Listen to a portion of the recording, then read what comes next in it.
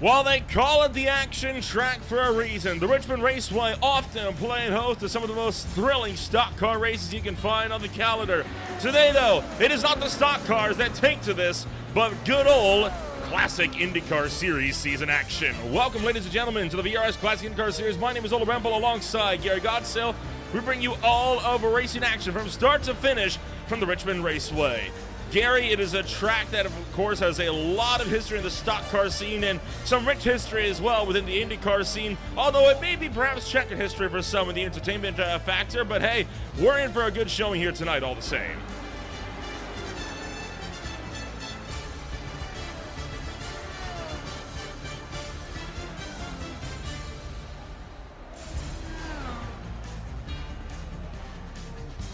Due to COVID, but while it's commonly believed that the short bullring ovals were the bread and butter of the USAC years, in reality, USAC almost used exclusively tracks 1 mile and longer. It would really be the AAA years that we'll see the bullring racing take place, including the first race that came here, in IndyCar race that came here in Richmond, was actually go back to 1946. At that time, it was a dirt track, and AAA sanctioned 2 races in Richmond. The first won by Hall of Famer Ted Horn. He's first 3-time Indycar champion, and the second by his teammate later that season. But AAA would return, not a return after that, and it was going to be quite a wait from that last race in the 40s to when Indycar returned here back to 01. The great thing is about what we're watching today, and when Indycar did return here and race here, they're using these cars. So we have a lot of data that we can go off of what happened in real life and what's going to probably happen today. And of course, if what happened in real life, it's not going to be a horribly exciting race, but we're going to see. We still got a lot of laps to turn here and some green flags to fly. But the races that were held here in the past, IndyCar, they were not terribly exciting races. Well, I'm for sure the Classic IndyCar Series can put on some action. They've been doing a great job of that so far all season long. And, of course, the championship battle remains a tight one between Mustonen and Cameron Dance. Mustonen able to extend that points gap up to 10 after it shrunk down big time at the Milwaukee Mile. So, once again, we're starting to see that two-car breakaway at the head of the field. Logan Simmons trying to chase kind of in a bit of a no-man's land in that battle for third. And then, of course, fourth really all the way back to seventh is still tight. Well, this is Logan's race, and Thomas, I don't think he's in the lineup today. Double check. I don't think anyone. Thomas is not in the lineup, so this is really a big opportunity for Logan right before we go on the big summer break. He has been the kind of the king of the ovals this season, and we're going to see how he could do here on a very, very short and challenging oval where it's tough to pass. And it's really tough to do anything in these cars, but we're going to see how, I think really track position is going to play a big role. So he needs to qualify pretty well. Qualifying is, of course, already complete, and I mean, if the practice times are anything to go by, it's going to be a relatively wild race for us here this afternoon as we take a look at those practice results. Ethan Egan, of course, up on the top of the boards. Manzato and Giacometti, though, less than 10,000ths apart. I mean, those are some tight practice times. That, I think, proves we're in for a good race this afternoon. I really hope so. I think with the way that this track is and kind of the line that these cars have to run optimally, it's going to see a lot of single file racing out there, and everyone is going to be really one on top of one another until the tires start to go away. So we'll continue to keep monitoring this and seeing what's going on, but I really think that now Henry Bennett's in the lineup, and I'm not going to give him the commentator's curse like I have at the last two oval races that I've picked him at. But I think this is really Logan needs to do very well today, because this is a great race for him to capitalize on of an absence and of a track that's really of a track style that's of his strength. Logan Simmons with the Team Watson Racing Status Machine currently situated in pit road as we just wait for the final laps here in this warm-up session to tick away in the last few seconds that will go with it. Overall, a stellar afternoon of racing action, some fierce crosswinds that drivers will have to contend with as well. And we'll talk about all of that in just a few moments. For now, though, that checker flag going to fly in this 10-minute warm-up session. And we are ready to take a rundown of what your start grid is going to look like here for the next 250 laps from the Richmond Raceway. Starting on pole position this afternoon, it is going to be none other than Henry Bennett as he's going to start himself up on pole position with a 15.963. Start alongside him will be his teammate Andrew Wood for Powerslide Team Chimera. Row number 2, it's going to be Ethan Egan for Team Watson Racing alongside Johnny Garrett. Johnny Garrett departing from Aero X entering this season. So, of course, after the last race at Portland, he is no longer with the Aero X team. Curious to see what's going to be next for the number 68. Row number 3 holds Cesare Manzato for North Sim Racing alongside Joshua Fortune. Fortune made his CIS debut. Not a CIS debut, but he made his season debut 2 weeks ago at the Portland International Raceway. Looking for more this afternoon as well. Robert Barnical for Aero X sits in 7th alongside Logan Simmons. And then Sebastian Kinder and Matthias Strauss starts 9th and 10th. Moving on, Lucas Santos and J.O. back on row 6. We got Wilson and Hoffman in row 7. Giacometti and McBean in row 8. Weekly and Stanley back in row 9. And Sturm and the first of the back to the end of the field drivers Dance, who had no speed back in row 10. From there, Robert Groscher was set to start 21st, but he has hand issues that he is battling with this afternoon. He will not be taking the green flag. Andrew Aiken would be starting outside of him. And then Stefan Mellis with Bounty Hunter XX Racing will close out the field. So all of that said and done as the field's set to roll out this afternoon. I think the big story today, Johnny Garrett, right? That departure from Airwax, that's a big one. Johnny Garrett has proven he's got speed this season. And I have to wonder what led to such a departure mid-season like this. You don't see that very often, and now is he solo? Is he working with somebody else? As someone that's used to working for a team, having an active comm system, now going in the race, having a very quiet comm system. Is he prepared for that change? Going green next time by. And again, 13 miles an hour of wind blowing off to the southeast, and with low track temps, that's a lot of crosswind for these drivers to battle with. I would not be surprised if you saw some early incidents.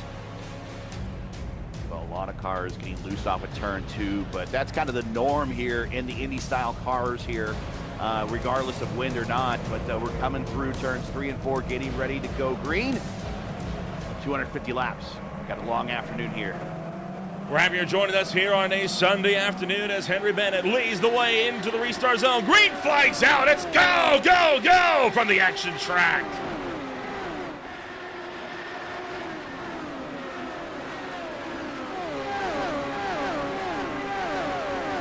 Good solid getaway from Henry Bennett at the top of the field. He leads. Landon Wood is green, and Andrew Wood has spun it.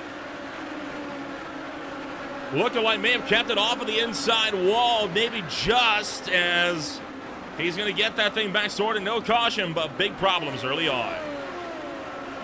Track position to lose so early. Sure, he's kicking himself on that one. And in fact, he has been given a meatball flag, so he was not lucky enough to keep it out of the outside wall. Tough break for Andrew Wood to start this race. Oh boy. Went left rear first, and then caught the left front when the car snapped back around. Yeah, the inside lane. Really off of turn 2, but maybe we're going to see it early in runs off of turn 4. Is not the nice place to be, especially when you want to get harder to the throttle and get a run. More trouble on the front straightaway. Around goes VJO into the wall. Jamie Wilson sideways on the front straightaway. Caution flag is going to come out for the first time tonight, right as Henry Bennett catches the field. Big break for Andrew Wood, though.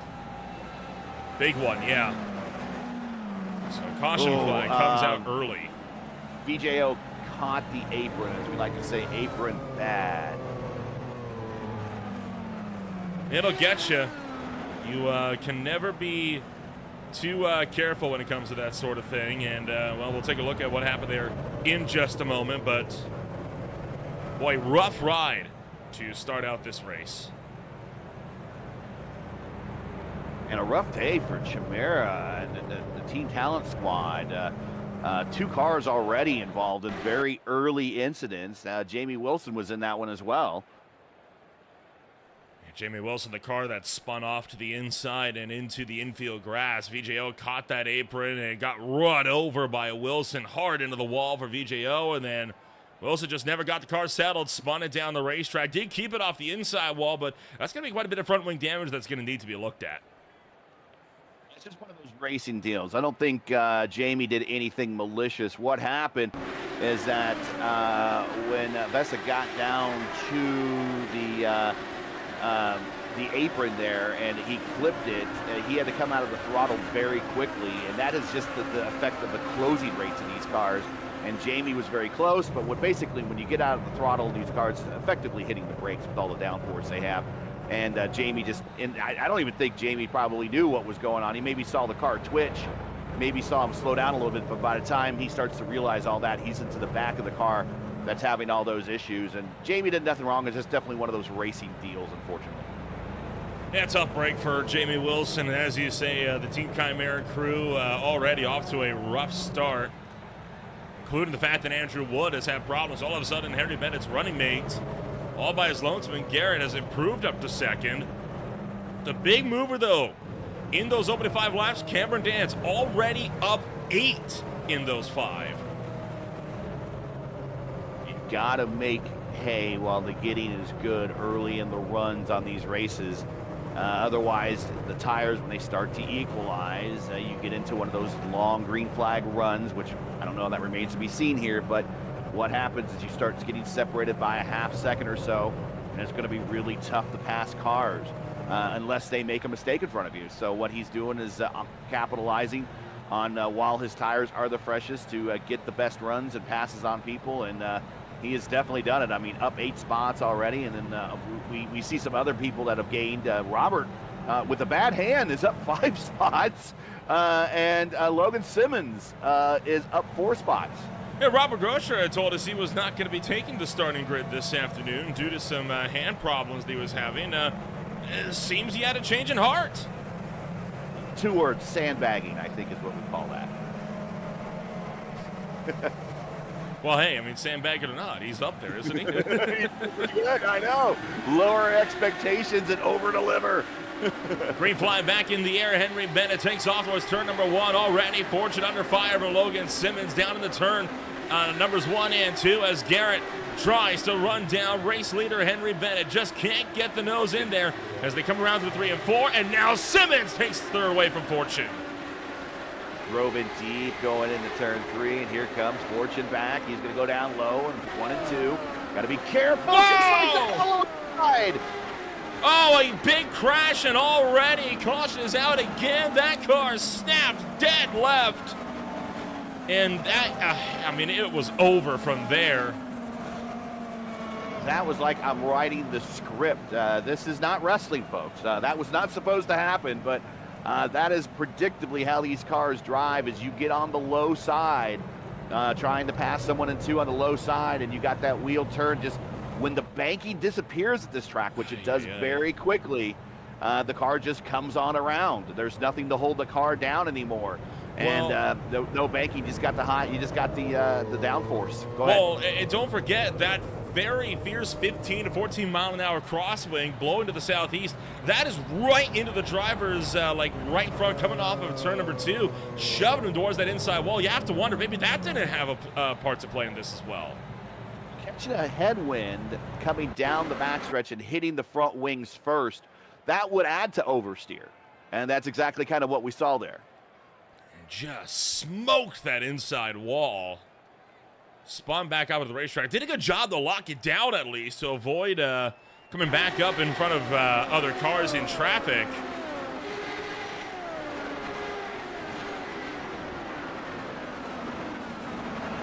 Well, right on board.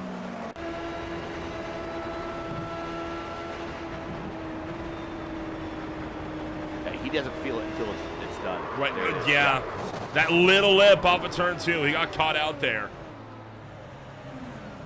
There's that tiny little lip coming off of the banking there. On stock cars, it's not a big deal, but we've seen it before, and it looks like he got caught by the same one. And in fact, if I may flash back a bit to last year, the Worldwide Technology Raceway, there's a similar lip on the exit of turn 2 there as well at Gateway. And we saw, I think, about 6 or 7 cars make the exact same mistake over and over again. That's part of what contributed to that race only having about 4 or 5 cars in the running at the end of it. Yeah, that is a known issue. I don't want to say issue. It just, these cars just have that problem there coming off of turn 2 at Gateway, coming off of turn 2 at Richmond. And especially these cars do not like it when there's massive, or not even massive, just slight elevation changes. I mean, we already saw a car clip the apron and get a little upset. We saw then what was happened if you stay on the low side and the banking rolls away from you. And with the slow pace speeds as well, the tire temps, which need to be in an optimal working temperature, right? We got a cool track, cool air. These slow speeds in the first 15 laps are not going to be doing those tire temps any favors, and it could be exacerbating the problem. It's helping the fuel mileage, but not helping the tire performance. And you're going to see some drivers probably start adjusting their lines, not going down to that bottom line necessarily in turns 1 and 2, staying in lanes 2 and 3. Pace cars off. Bennett up to the top side of 3 and 4 into the restart zone. Green flag comes back out this afternoon. And look at Johnny Garrett. Garrett with a huge jump on the whole shot, trying to get him in a turn, and caution's out. Yeah, Barnacow coming off a 4 on the restart, just lit him up. Boy, it's gonna be one of those nights, huh?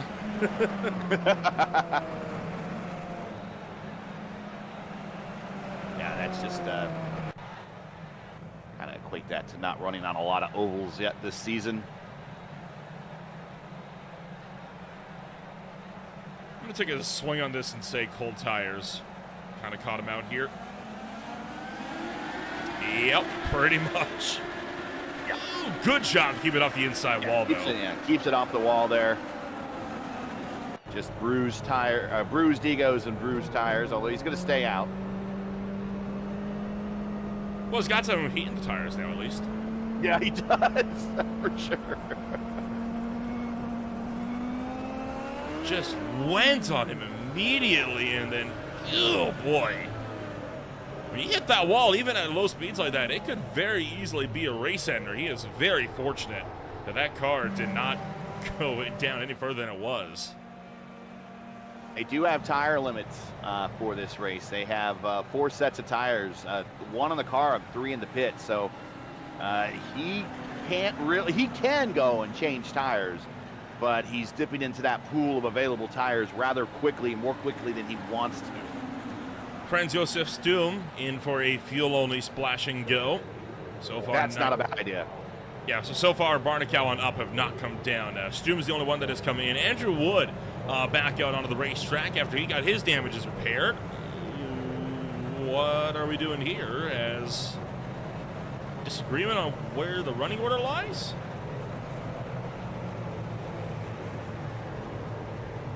I would have thought Wood would have been behind Nellis because he's 4 laps down.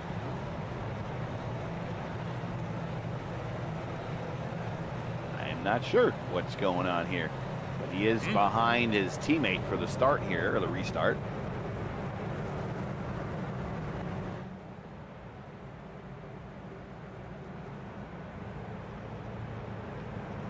Track record here, 176.244, set by Sam Hornish in 2005, in these style of cars. Identical cars right here. We were a little bit off that in qualifying for the race. We were in the 160s.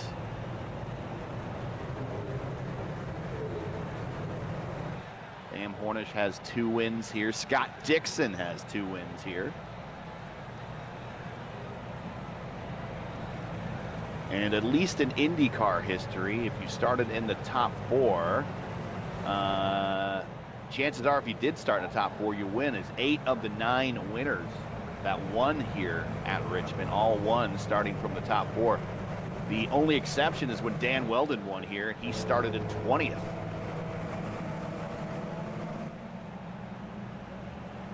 Well, we've seen crazier things in the Classic IndyCar Series. And this looks like it might be one of those races. Green flag is back out. Johnny Garrett this time by, not getting nearly as good of a launch into turn number 1, but he is still keeping Bennett honest.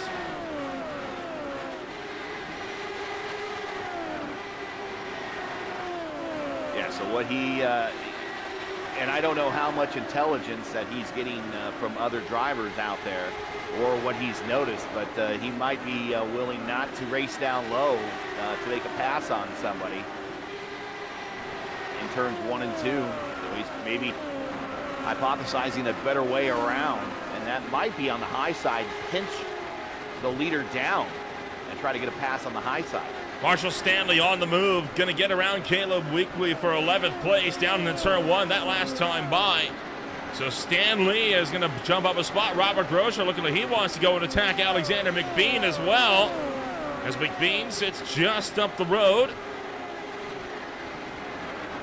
And this the battle for 13th. In fact, looking like Groscher may have caught the wall. Here comes Jamie Wilson. Wilson, after a spin earlier on, now looking to go right back to the front to the inside of McBean. He just got Groscher at the corner prior. Gotta watch, he's right in that position that we saw with Fortune get loose off of 2. He's gonna do it, and Robert Groscher trying to get it back as well. Robert's got that complete, so he can doesn't have to keep the car pinched down there. Now Aiken on the low side. He's got to get he really wants to get it done on this side of the racetrack where the car behaves a little bit better. He's back in line as well. Good battling going on here deeper in the field. Franz Josef Stum also working his way up and around Stefan Mellis. And now Andrew Aiken piling on the pressure. The back of the Vortex Sim Racing driver. Just behind them, you've got Team Chimera driver Andrew Wood cutting through the field. And that's going to, and around goes Aiken. Off and two. And that'll be another one out of the race.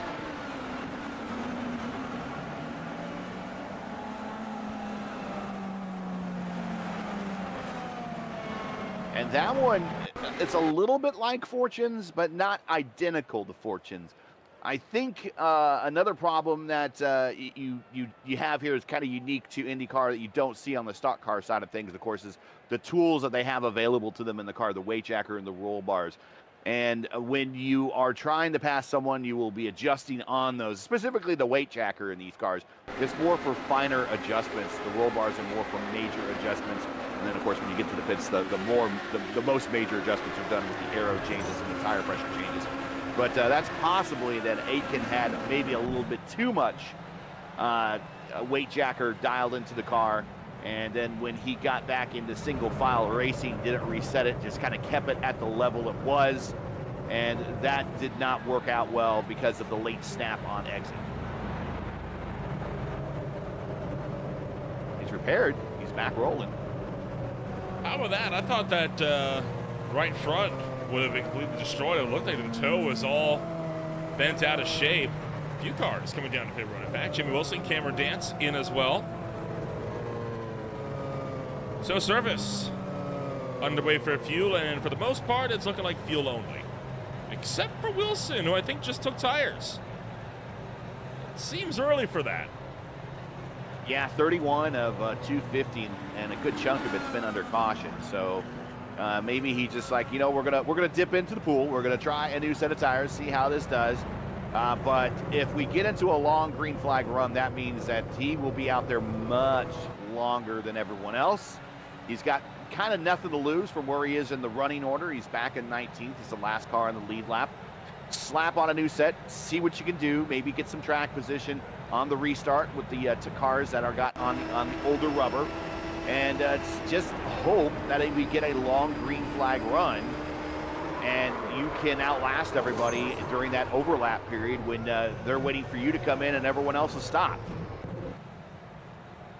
Here's one more look at Andrew Aiken from the onboard shot, looking over his right shoulder of that incident. Again, you saw that little banking, that little lip at the transition there where the banking meets flat and catching out another driver. But we are now on 4 cautions in just the opening 30 laps of this race. I mean, it has been a brutal start to this one. I would say that the game now, if we're going to have this many cautions and how hard it is to pass and the handling issues that we've seen, the game might be to hold on to your track position as long as you possibly can. And for the most part, everyone through the top 14, 15 have done that. Everyone else kind of beyond that have decided to come in and try a little bit something different on the pit strategy. Pace car going to be into pit road this time by as Henry Bennett will lead the way. So far has led every single lap tonight, and he'll lead the field back to green flag for the 5th time in the PRS Indy Challenge. Good restart by Johnny. Just keep up with him. Take a look on the high side for 3 and 4. Here comes Logan. He's joined the battle as well. Trying to make that peek to the inside of turn 1 for Logan Simmons. Couldn't find a hole. As you see people behind working off of turn 2 down the back straightaway. Andrew Aiken into pit road. We got trouble back straightaway. Robert Grosser now spinning around. He's going to back it into the inside wall. Caution is out for the 5th time tonight at lap 35.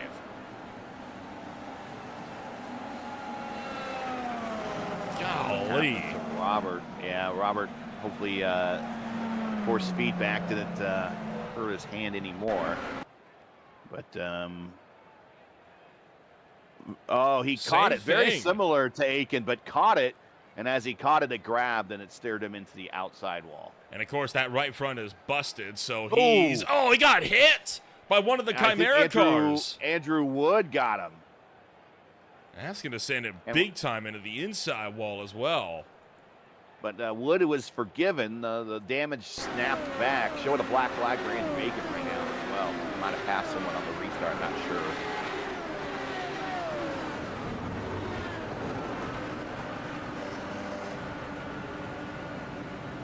Well, yellow flags continue to play the PRS Indy Challenge here as we are on number 5 this afternoon. We're going to take ourselves a quick step back. When we return, race action continues on Green Flag TV.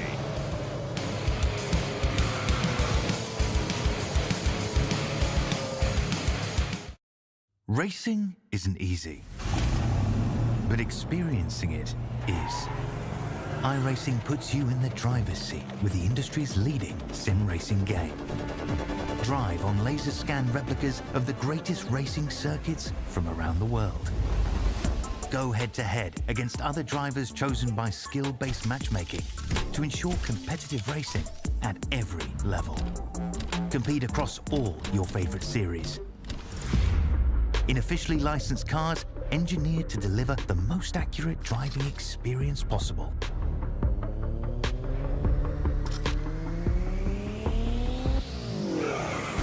Join a race or host your own with players from across the globe.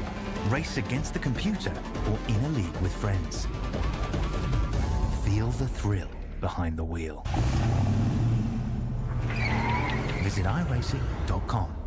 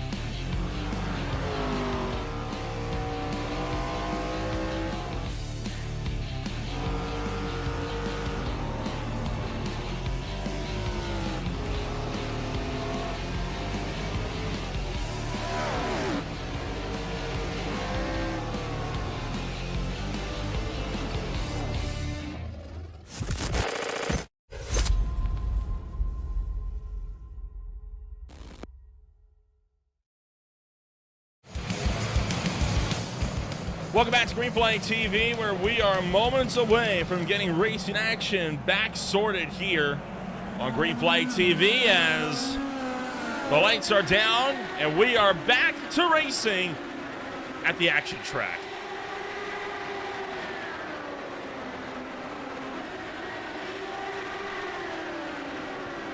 Once again, Ben with a good takeoff down in the 1 and 2 through 3 and 4. Johnny Garrett trying to run him down as well. Can he look to the inside? No, he won't get the move done. But what will be happen is Sebastian Kinder will go on offense here against Matthias Strauss. Strauss going on offense against Sebastian Kinder. Lucas Santos now trying to look for the inside groove as well.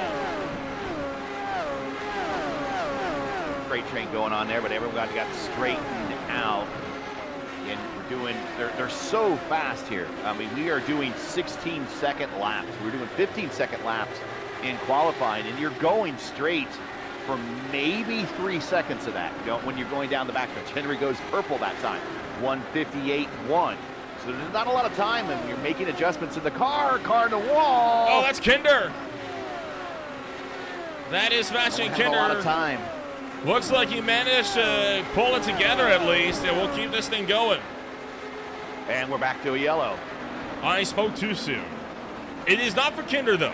Important distinction. Andrew Aiken. Yes. And it looks like the same thing coming off of 2 to the inside wall.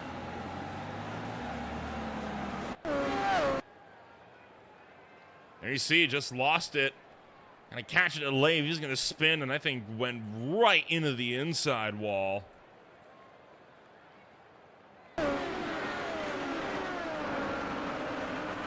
Not a hard lick, but it is enough to do some pretty significant damage. Yeah, it adds to the frustration level that he's feeling today. That's twice now that's happened to him. Showing up on a stream, I'm sure he doesn't like to see it. And just kind of at this point wants to move on. But we got some takers on pit road. Logan Simmons, Ethan Hagen coming to pit road. Quite a few of them, in fact. Strauss, Kinder, Weekly, all into the pits as well. So a good number of cars, in fact, making pit stops here on our 6th caution of the night. Well, the Team Watson guys decided to come in and use this as an opportunity. Now, I guess if you're looking at pit strategies, if you want to come in on even number stints, I guess we're getting close to lap 50. Ooh, yeah, coming off the button, gets a little squirrely there. Careful. The apron's very slippery here, and I think Ethan got a preview of that. Yeah, just a little bit. We'll take a look at the pit exit here. As he was one of the cars that went up on the jacks to take tires, Hoffman and Dance took fuel only. Everyone else in this box there took tires. As he comes out. And that wall's right there. I mean, if that car goes around anymore, he's into the wall and he's missing the front wing. Yeah, there is no margin there. So a little bit of a twitch is enough to make a huge mental note. Worth noting as well, we kind of checked on our time restrictions. This is 250 laps or 2 hours. And right now, we are well on track to run the time limit on this one. We've already taken out almost about a quarter of our time in just the opening 50 laps here, with over 200 technically still to go. It's not looking good for the time limit. This could be the second race this season that ends on a timer.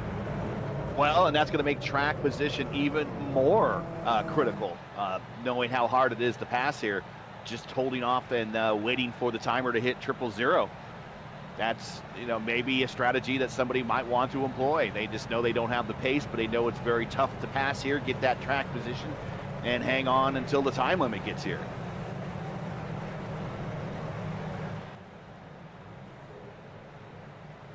Now we do get on a good. Now we do get on a green flag run, and again, I'm going to find some wood to knock on. Okay. If we can crack off a number of laps fairly quickly here. I mean, we are talking 16 seconds a lap. So if we get on a long green flag run, maybe we can get back on the schedule. But with all these cautions here, it makes it very tough. Getting ready to go green. Green flag back in the air. As Johnny Garrett trying to take off as well. Here goes Rob Barnenkow. Thought he might have a look. He did not.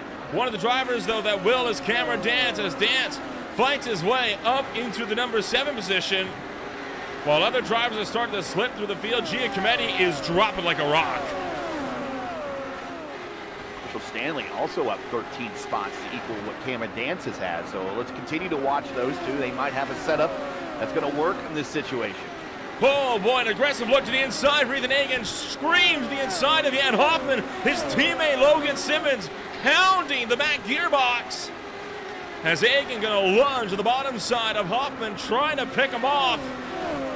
And Hoffman just barely keeps it out of the outside fence. Need the pass done, I think, on the safer side of the racetrack right now. He can be able to pull out closer to the wall and not get loose coming off of 2 there. Logan's in the danger zone for the moment. He needs to get on by, and he can. Ethan now underneath McBean going into 1. See, this is the type of racing that we were hoping to see tonight, right? Constant cutting back and forth on each other. And it's the same way in stock cars too, right? Switchback after switchback after switchback. It's just so much more extreme in cars that have this much downforce on. Look at Simmons with the over-under. And we saw him in the infield grass not too long ago. As we'll continue watching this McBean, Logan Simmons, but Jamie Wilson is up to 8th. Oh no! And up into the outside wall, gonna go McBean. Just got shoved into it by Simmons. Gonna stay high. looks like he might be crabbing a little bit. I don't know if he's damaged or not, but he's going to try to stay high. He's got a meatball flag. The rest of the traffic come by. He does have a meatball, you're right. So he comes off the banking onto the apron, and he will answer the meatball flag on pit road. Boy, I'd be fuming if I was him. I mean, that TWRS car just straight up pushed up into him.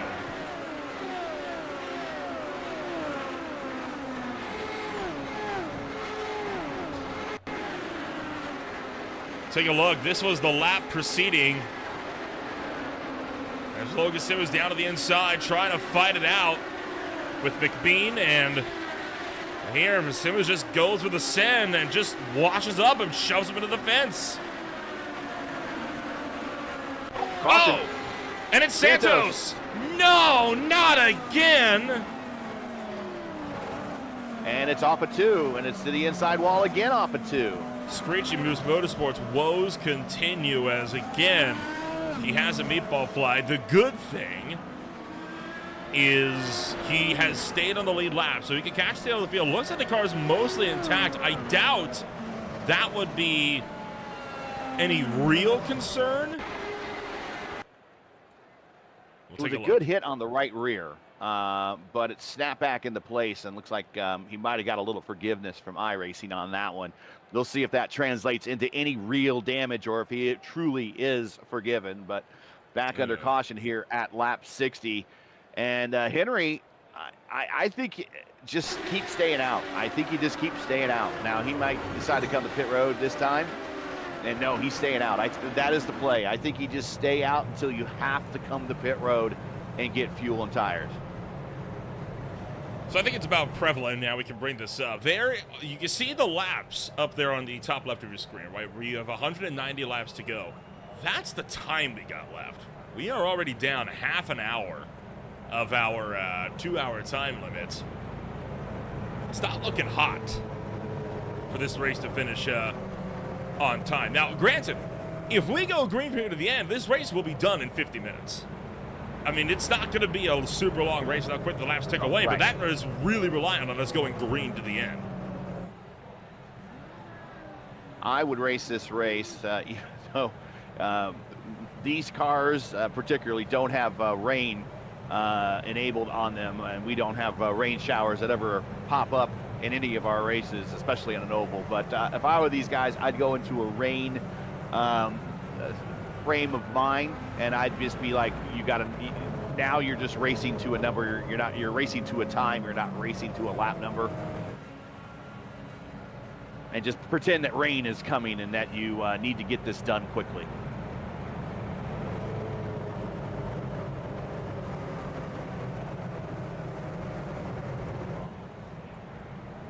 The top 5 have not stopped. But interesting enough, and I mentioned about Jamie Wilson, we saw him take a tour through the infield grass at one point. Rob Barnicow back in 5th. Remember on one of the early restarts, he lit him up and spun to the inside, just kept it off the wall between the front stretch and pit road.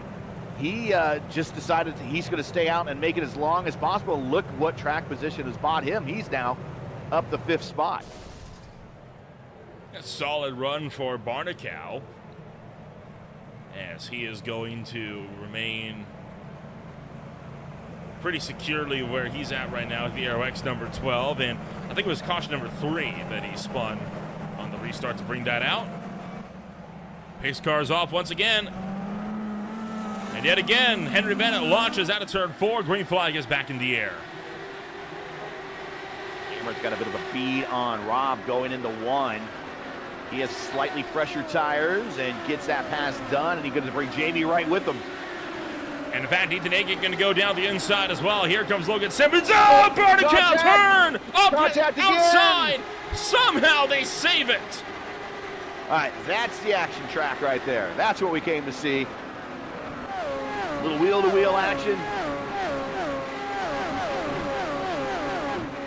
And they're not done yet. I mean, these guys are still going at it. I wonder how much damage Barnicow has as a result from that, but boy, a frightening moment coming out of turn numbers 3 and 4.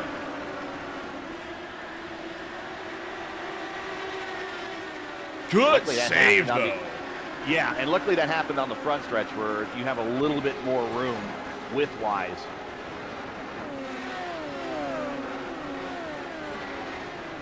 Logan Simmons now opening up the door on Jamie Wilson. Sends that one firewall deep to the inside. Wilson up top, catches the outside wall. Able to just keep it out of it, though. Finding back in Simmons, look out. Slow car in front. That's Mellis with that rear wing damage. And he's going to get it sorted. They remain side by side in the fight for sixth. Oh, he pushes up the same place where he pushed up and got into the side of Barnacow. Just flirting with the line so much. On turn 4, and again they nearly come together. Somehow this fight remains tight. And now contact, and around going to go Jamie Wilson. There, still is going to happen eventually. And I think Logan's got to have some damage on his front wing. Oh, absolutely. I can't see him getting away with anything like there. And unfortunately, for the second time today, Jamie taking a tour of the infield grass. I don't think he hit anything, though. I don't think he did either. As Simmons to the inside, and again, just pushes up. That's the second time he's done that, you know, and I hate to be that guy, but that was unnecessary. I mean, again, I understand track position is important, but, you know, this is our 8th caution now. We are on lap 71 of 250. Like, is that a move you really need to be making right that second? You know, some drivers' minds are very analog. It's either on or off. Some drivers' minds are a little bit more digital. I'm gonna take it easy on this lap, let the guy go, and you know, save.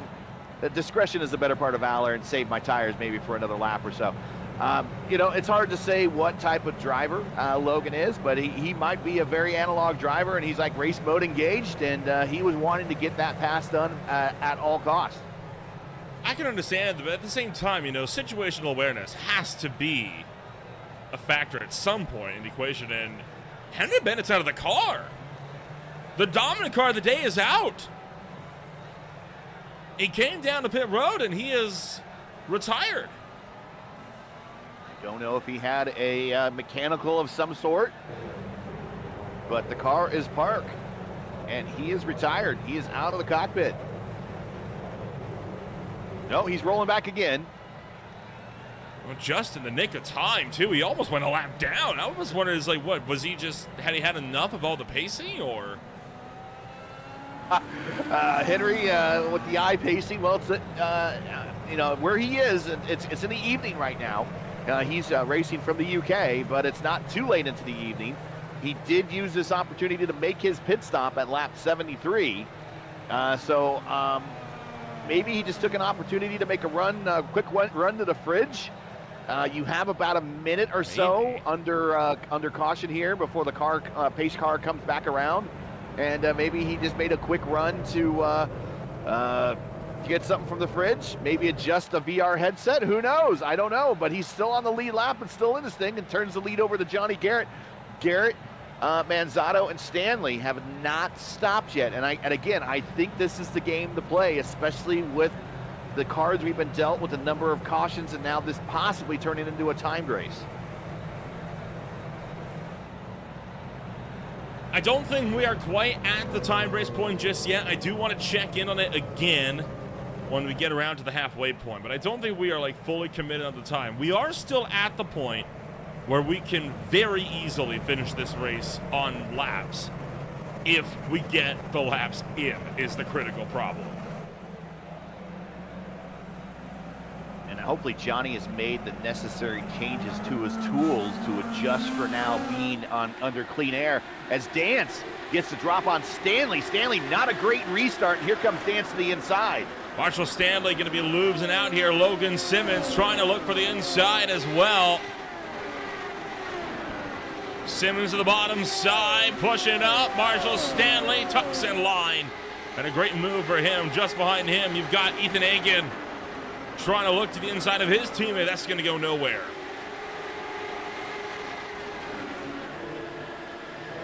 Johnny, for the first time today, gets clean air in front of him. And this gives him an opportunity to just kind of really relax and pull away a little bit.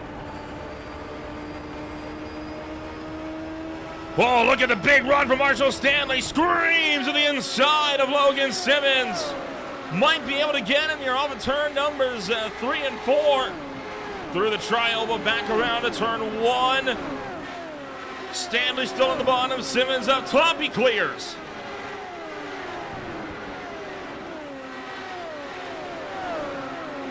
Side by side, the teammates right behind him. Rouse and Hagan. Hagan gets the bead on the inside, on the outside, and drops down in front of him. Man, it is just constant dogfighting everywhere you look. Trouble's never too far away, but neither are the battles that the action track is known for. Whoa, Simmons! Sorry, that was Strauss. A big slap out of turn number 2. Able to wrangle it together. Good job catching it, but now he needs to adjust his tools, knowing that what's going on the inside of his car is getting that right rear very warm and is making that car loose off of 2.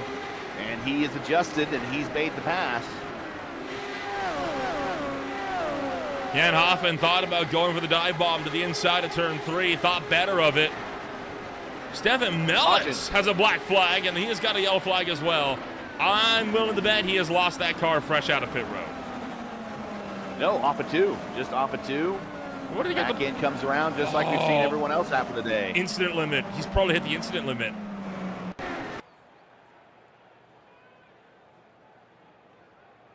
That car's been put through the ringer today, and he does have the black flag, so it had to have been for an incident limit, then I would imagine.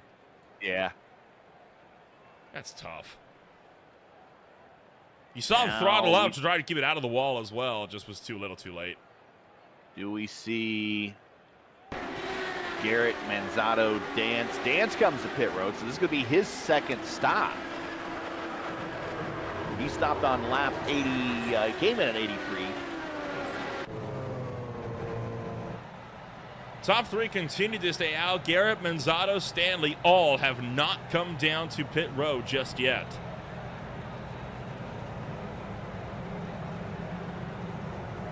The top 2 for sure, top 3 for sure have not come to pit road. You're right there. I believe this is Dance's second stop.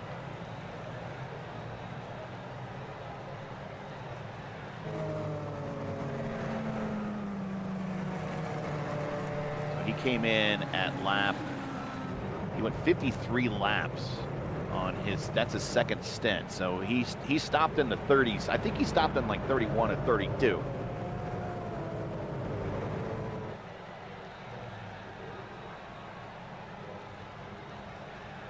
So he might be in a position where he could finish this in 2 more stops. If that's the case, he still has tires on the wall.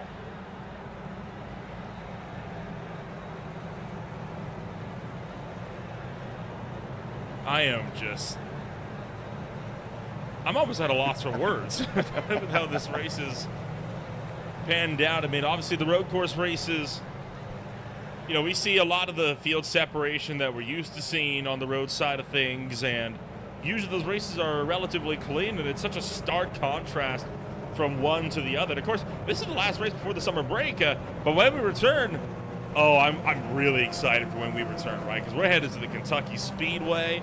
We're headed to like some really, really big name tracks. You know, the 1.5 miles that always put on a good show with these types of cars. Oh yeah, we got some great intermediate and super speedway racing coming up in the second half of the season. Fontana, I believe we got Chicagoland in there. You mentioned Kentucky, and of course we're going to wrap up with Indianapolis. If you're more into the wheel-to-wheel 200-mile-per-hour pack-style racing that these cars were known for when they were raced on a regular basis, then wait. The second half of the season, don't go anywhere. Stick around. And the latest race for those will be coming up on August 17th, following the summer break, about a month and a half. Johnny Garrett, Cesare Mazzata, Marshall Stanley, all on the same tires and field that they started the race with. Green flag is back in the air.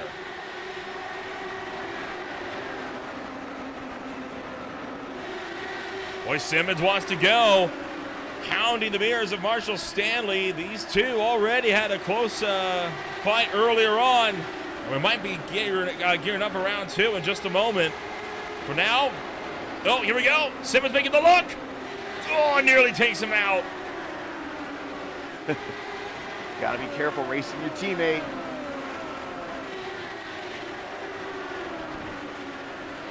Aiken lunges to the inside of Simmons, secures the move, and Simmons able to tuck back in line between him and Strauss. Further down the field, Lucas Santos, after having to come to pit road for an incident, he has fought his way back to the field. He is now up to 7th.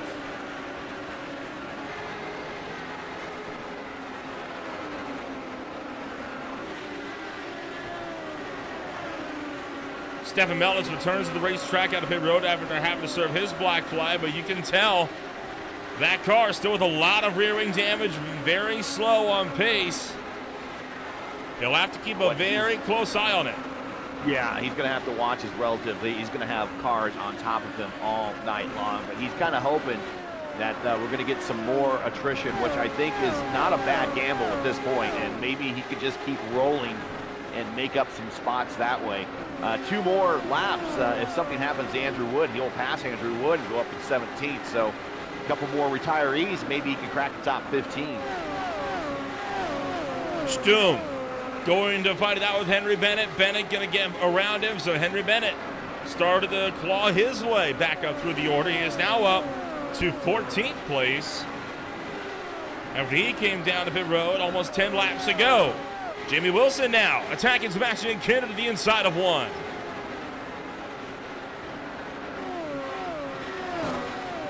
Oh boy. Yeah, they're up in the wall. Got really close to it at least. With all the smoke, I'd imagine he caught it full. Good thing it was a flush hit, so it didn't do too much damage to him, it doesn't look like.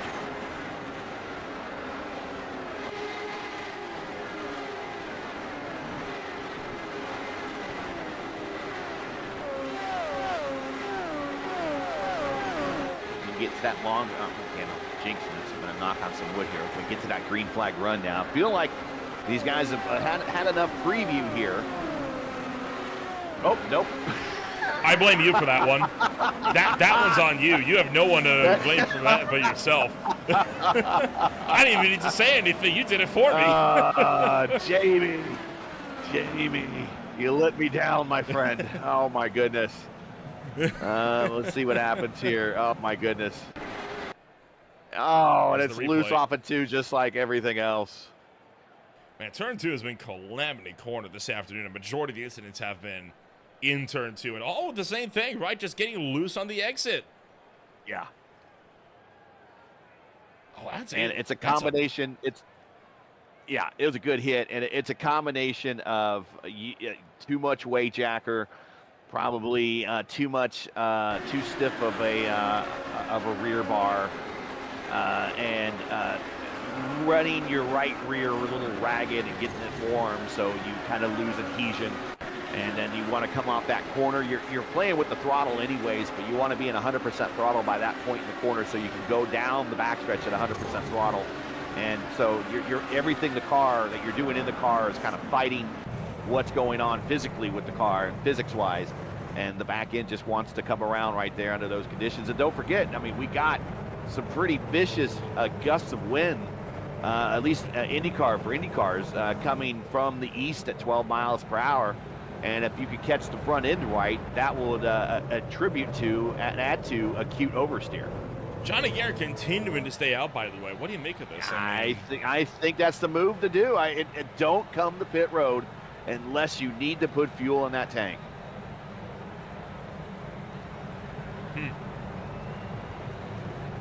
He is 99 laps into his run.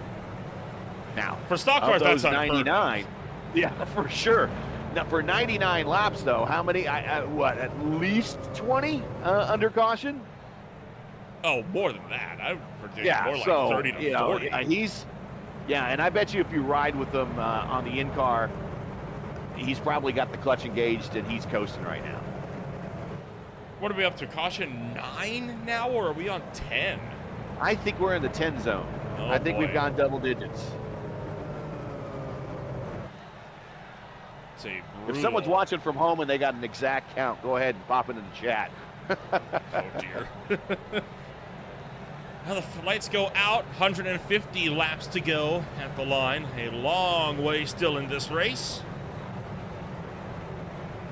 And who knows, maybe now that, 6 out of these 9 or 10 cautions have been caused by people getting loose off of turn 2, maybe people might get the memo by now. I would think that they would already by now, but it's people just having a hard time. You get into the racing mode, and sometimes you forget. Green flag set to come out this time by Johnny Garrett. No longer running under the Aero X banners. Takes to the green flag, this time by.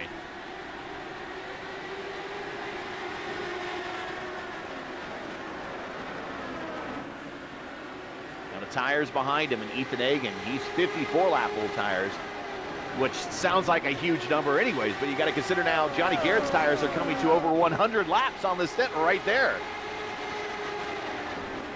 He's been out there for a good while, and we'll see if he'll continue to stay out there as well. Meanwhile, Ethan Hagen, Logan Simmons looking to scrap it out for second and third. Of course, they are teammates, so I think they've been more trying to help themselves however they can to try and push themselves up towards Johnny Garrett, but Garrett is just running away with it.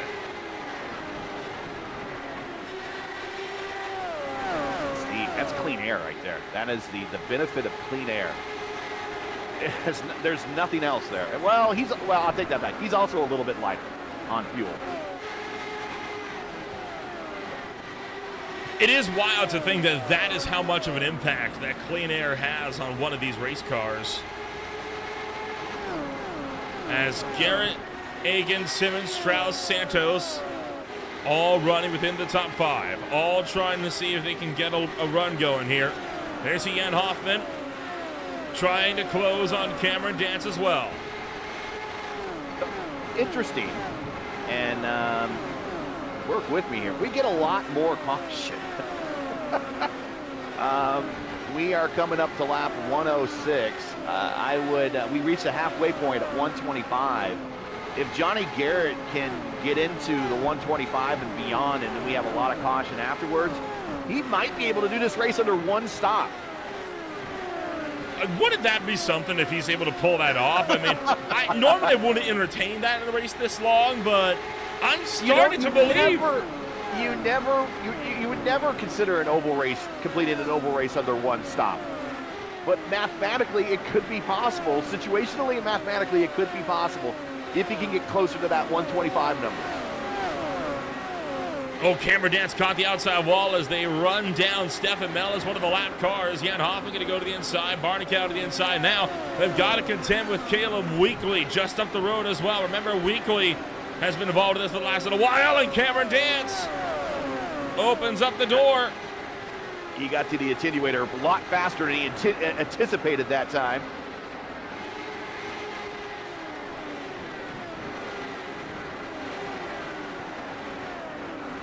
All the while, drivers continue to slice and dice throughout the midfield. Single file throughout.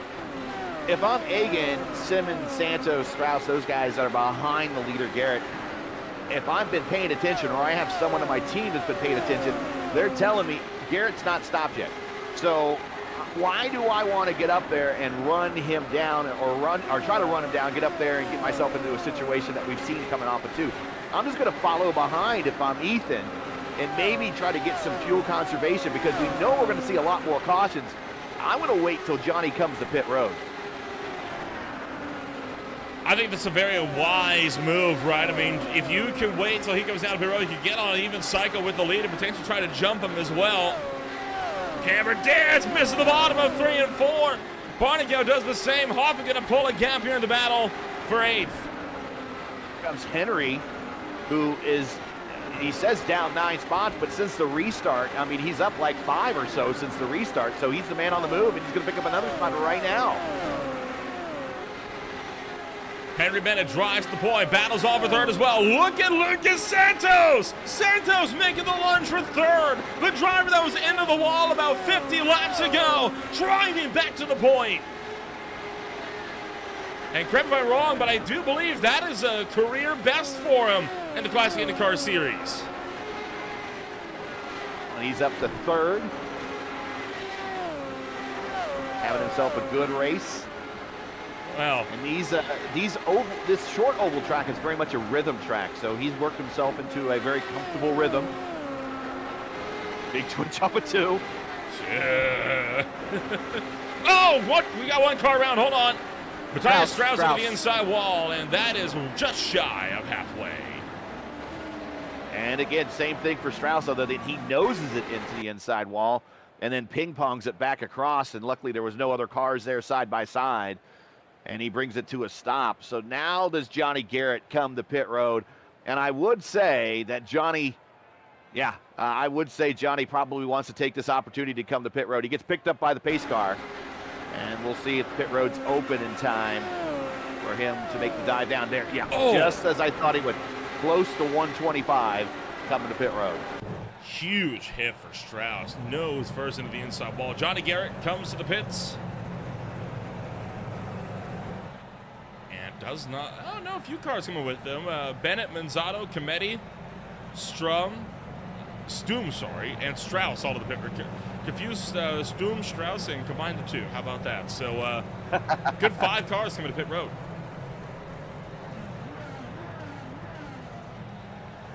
We got Franz Matthias Struss, Stum, and Strauss. Stum. We got the combination, but should turn him into a clone. There we go. There we go.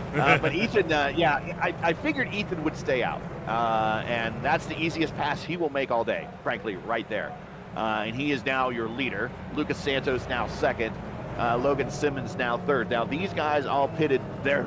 It's all over the board. So here, we're keeping track. Ethan Egan at lap 47, so he's going to be coming in sooner rather than later. He's 73 laps into his stint. He wants to get, he'll just go as far as he possibly can go, I'm thinking. Santos, he last pitted at lap 61.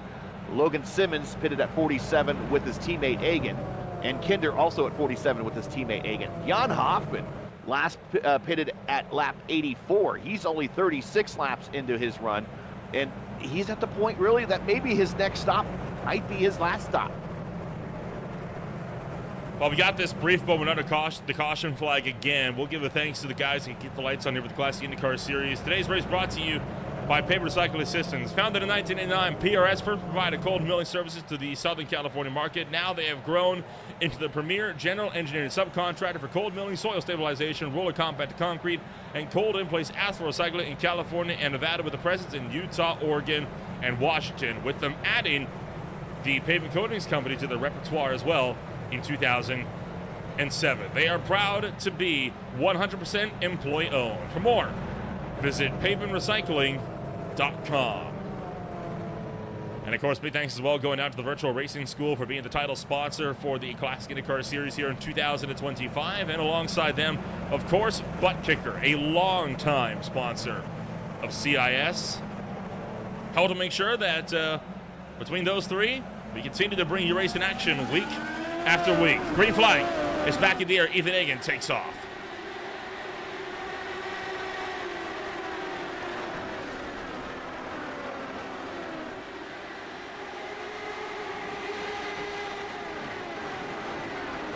So far, good launch with Ethan Egan off the jump there. Lucas Santos in the number 2 spot trying to pressure behind them, though. Kinder, Hoffman scrapping for 4th and 5th, and it's a tight battle with the likes of, Rail going to go with Command car, and it's going to catch it. I think that was Wood.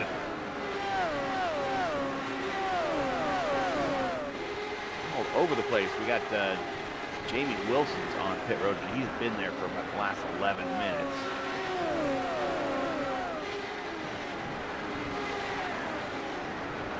Just behind them, Cameron Dance getting around Rob Barnicow, pushing up to turn number 4, nearly into the outside wall. Meanwhile, Marshall Stanley wants to go on offense, looking for the outside, can't get there. He'll look to cut back down to the inside. Hoffman looked low on Kinder that time into turn 3. No dice. And still, we remain single file. A lot of different strategies going on. I think the Jan Hoffman strategy of his next stop being his last stop might be the one that we're going to see pan out here. As Johnny Garrett, unfortunately, he led all those laps, but now he has all this track position that he lost. And he is now the meat in a Team Chimera sandwich.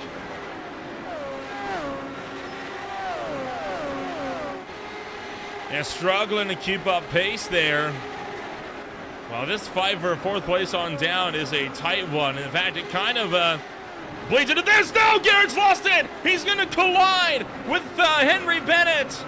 And the 2 cars that have been dominant today are both out of the fight. No caution for that somehow. And I'm looking back at this, and I gotta think Garrett might have saw it coming, and he was trying to put himself in a position that he could get a little bit better look at things on exit. So you see him cut to the bottom side, and then the car just comes around. I think he was expecting it, but I don't think he expected him to come right immediately down into him. Henry Bennett will be forced to the pit road as a result. Caution flag is going to come out, and it is for Giacometti, who is spun off of the top side and into the outside wall. Let's see, same thing for Giacometti, coming off of going through 1, going into 2. Yeah. Oh boy. Yeah, same thing. And then it noses into the inside wall, and then it bounces back off. Luckily, there was not a lot of traffic around them, so they were able to evade. Ripped the rear wing off of it that time as well. And this is really going to now start playing into how the points are going to play out at the end of this race course. We know Thomas not in the lineup. Cameron, you know, it's not even a sure thing at this point with a little less than half the race to go. If he can bring the car home safe, he's going to probably pick up the lead.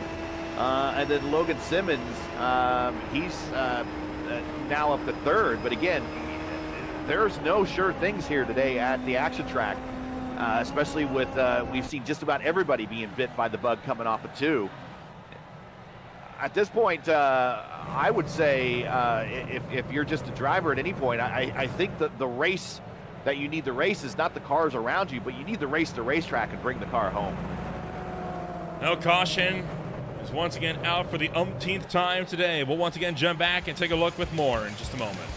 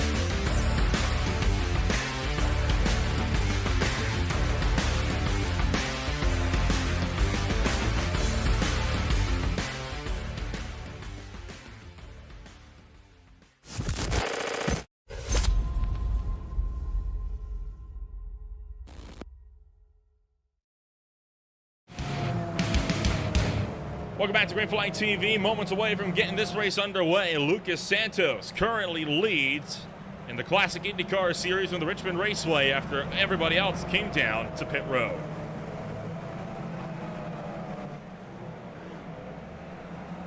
So Santos, your leader, going to bring us to green. You're right. Hagan second, Simmons, Kinder, Hoffman, Weekly Dance, Stanley, Rob, and Sturm, and Lucas. very lightly bringing us up to speed, playing with the throttle there. Well, it worked out for him because look at all of this chaos going on behind as a result of the checkup that ensued. Cameron Dance, Marshall Stanley, Caleb Weekly, all under a blanket up the track. Gonna go Weekly. Huffman trying to look to the inside of Kinder as well.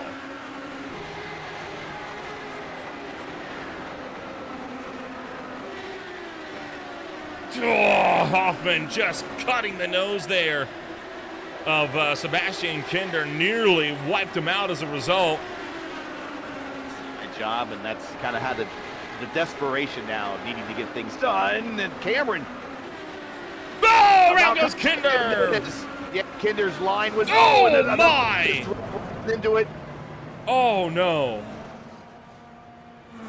Oh, that is a devastating hit for Cesare Johnny Manzano. Garrett just missed it at the end. Oh, yeah. Oh, my gosh. And Manzano just kind of full throttled right on into the zone. I don't know if he knew they were under caution or if it wasn't under caution yet and what lane it was in. And I see why. He was stuck behind a car. I think he was behind Sturm, yeah. Looked like Kinder kind of got scared wide by Dance, it looked like. It just went into the wall. Yeah, I think his line had to be adjusted. He had a big twitch there. There's a car on the inside. And you see the twitch of the hands, and then he goes wider than normally he's expecting there on corner exit. And I'm watching from Manzano's in-car, and he is right behind Sturm. And I think what happened is he gets behind Sturm, and then Sturm dumps out of the way, and there is a sideways Seb Kinder on the backstretch. This will be on board with Manzano. And then I want to get a look at the car that got around to the inside as well. We'll look at that in just a second, and yeah, I don't think he had any idea. Yeah. So the car that stepped through on the inside was Johnny Garrett. And we'll take a look at what Johnny Garrett saw in all of this. He had to dodge 2 bullets, actually. Garrett now up in 8th. And he's damaged. He has a badly damaged side pod. Yes. Watch this, 2 bullets. Oh. Just slipped through. That is such a brutal impact, though. Like a straight T-bone shot to the door for Cesare Manzano. That's got to be one of the biggest hits we've seen all night. Manzano has a meatball there on pit road. We still got meatballs on Jamie Wilson, still getting work done on pit road.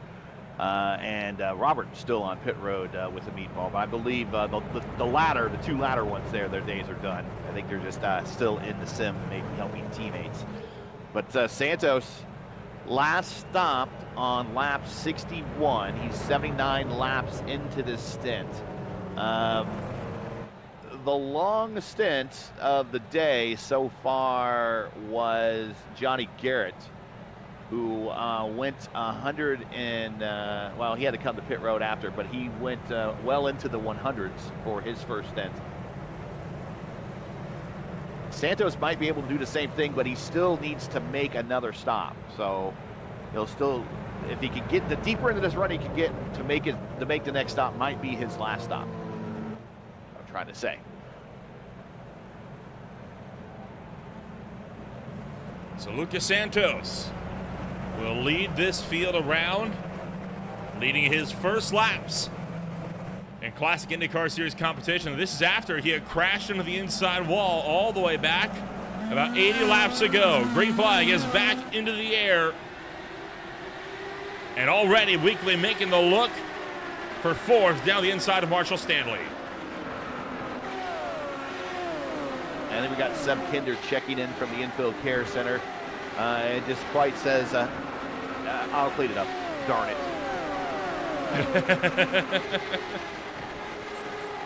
Well, the field is continuing to make moves here. Look at Cameron Dance trying to go down the inside of Johnny Garrett. Dance wants to claw his way back to the spots with Moostonen not present tonight. Dance knows he has a good chance to jump him for the points later, run away with it, but he's got to finish well if he wants to build up that buffer zone. He should be able to get around Garrett. Garrett's got a very damaged side pod, but the interesting thing here, speed is not necessarily what keeps you out in front here in an IndyCar at the action track. Track position is what keeps you out in front here in an IndyCar at an action track. So he might be down on speed, but Cameron just is having a difficult time pulling off the pass because of the aero wash. Well, he's doing a fine job, as good as he can be expected to. As Stum, Garrett, Dance, all under a blanket as we fire back around to the turn numbers 3 and 4. Franz Josef Stum trying to hang on. There goes Dance. Going to look to use Stum as a pick to get around Garrett, and he's going to try to go 2 for 2 one corner. Are we going to go 3 wide? We're not. As Stum catches the wall, Garrett can't go on the offensive down to the turn number 3. He saw an opportunity too good to pass, or pass up, let's put it that way, and got 2 for the price of 1 going into turns 1 and 2. So move Cameron Dance, who's probably going to be our, if he can, again, get a good finish out of this race, and there's still a lot to be raced and a lot to go on. I mean, something can, we've seen a number of drivers just by themselves get snake bit coming off of 2.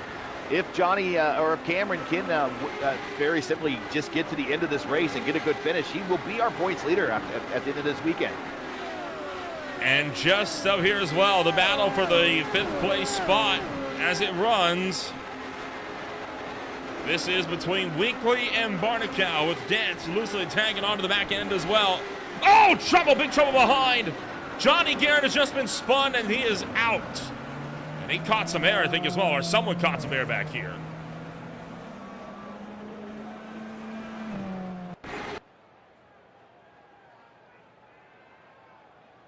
Take a look at the replay. Jan Hoffman is behind him as the caution flag is out once again with 100 laps to go. And Garrett, just lost it out of 2. And how did Jan not pick up some damage in that too? Because he jumped over one of his tires, and then it looks like iRacing might have forgiven him. Oh, yeah. I am still seeing damage on the car, though, so maybe he didn't get away scot-free. So he should probably come down the pit road this time by. And look at the height he's going to get here. Oh, 4 wheels up off the ground there. Yeah, this isn't monster truck action where they have these big shocks. They have shocks, but they're not meant to do that. Multitude of cars at the pit road. Egan, Simmons, Weekley, and more are at the pit road. Hoffman did come down as well, likely to assess damage. Santos stays out, so does Stanley and more. We're right at about 100 laps to go. And we were kind of told in our pre-race intelligence that 100 laps is kind of what a stint is here, what they expected the stint to be, and I think that might include some caution laps. So I think those that just hit pit road, what are we looking at for time now? Exactly 48 minutes and 26 seconds on the clock. Okay, I think those that hit pit road now might have just made their final stop. In theory, we should still be able to go the distance pretty much. The only problem is, in particular for Lucas Santos, with him staying out with the top 4, that means that when he does have to come down to the pits for his final stop, he's going to drop a long way down the field. Yeah, he's hoping that he doesn't have to make that stop under green, because if he does, I mean, at 16 seconds a lap here, let's just go conservative. Let's say that there are cars in traffic, right? Make it 17 seconds a lap. 17 seconds a lap here is still very, very quick. Yeah, you could very easily lose 2 laps or more just being on pit road. Well, pit road delta around 34 seconds, so 17 seconds a lap. Yeah, that'd be 2 laps exactly. That's just from when you're in the pits, though. That's not counting slowing down to get to pit road and getting back up to speed out of pit road. Right, never mind pit in, pit out. That is just on pit road. Yeah, you're absolutely correct. We'll keep the timer up as we inch ever closer to this race being one decided on the clock instead of via the lap counter. Under 100 laps to go. I think if we could get another like 20, 25 green flag laps in, we should be able to go the distance.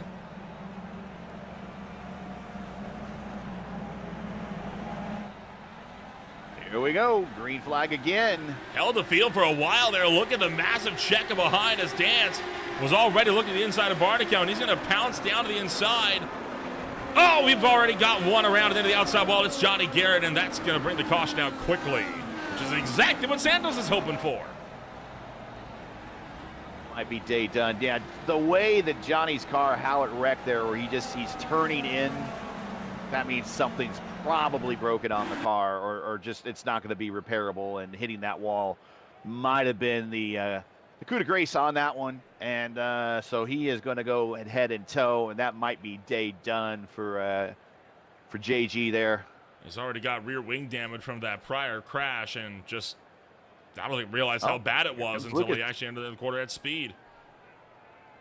Lucas coming to pit road. This might be his final stop. I kind of like this, right? If you're going to have to make another stop, at least make it early. That way you have time to try and get your way back to the field. Yes. And I think Jan is coming in too, but Jan, I think, is down in the order. No, he's on the lead lap. There he is.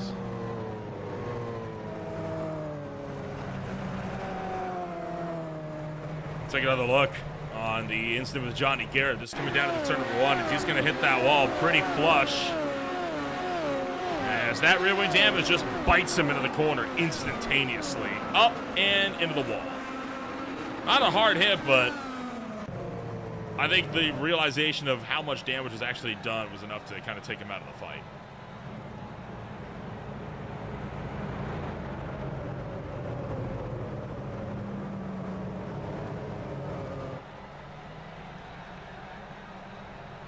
Well, coming on up on Greenfly TV, we have got a triple header today. This is the first of three. Tonight, the Blazing Pedals ARCA Series will take off at Atlanta Motor Speedway at 7:30 p.m. Eastern Time for race number 15. And just 30 minutes later, the For the Boys Racing League will have their season opener down to the Sunshine State as they'll go racing at Daytona International Speedway in Florida. Running the Gen 5 car of tomorrow for that one. So, what if you want some classic stock car action? They got you covered for that one. From there, the High Tide Racing Guardian Premier Series swings out to Homestead this coming Monday. I think the big race days to circle for this week, of course, you're going to have the Global Indycar Challenge with race 3 from Imola on Wednesday. And the really big one, the FTR Events GT Super Cup, will take to the Silverstone Circuit as FTR makes their debut on Greenfly TV with a 4-hour endurance race featuring the Ferrari 296 Challenge, the Porsche 911 Cup, the Cadillac CTS-V, and the BMW M2 CS race car for a 4-hour enduro. That will start at 1 o'clock p.m. Eastern Time on Saturday, just shy of the SRA NAS Classic Series race from Watkins Glen that evening. At this point, we've got, 42 shows, I think, coming up in the month of July. Every day of the week, there's going to be something. Not a month you're going to want to miss. Cameron Dance set to take us back to the green flag here. Business is happening. Business is businessing. Yes, it is. Cameron Dance now. I think these are his first laps led all day.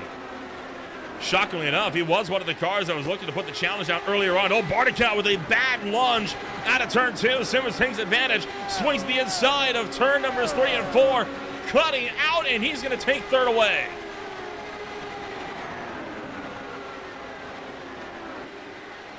Probably made that pass the best time, very early in the run. Here's Weekly to the inside.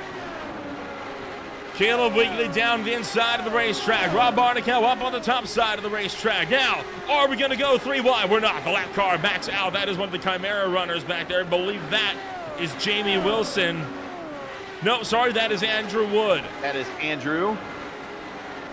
And after everything he's been through, he's only 4 laps down in this race.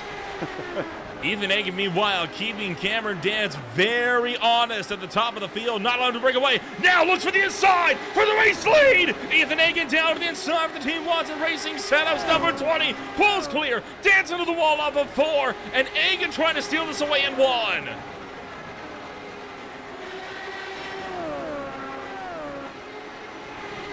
And he will do just nice that. Pass. Very nice pass. Tiptoe your way around. Now that we're on different strategies here.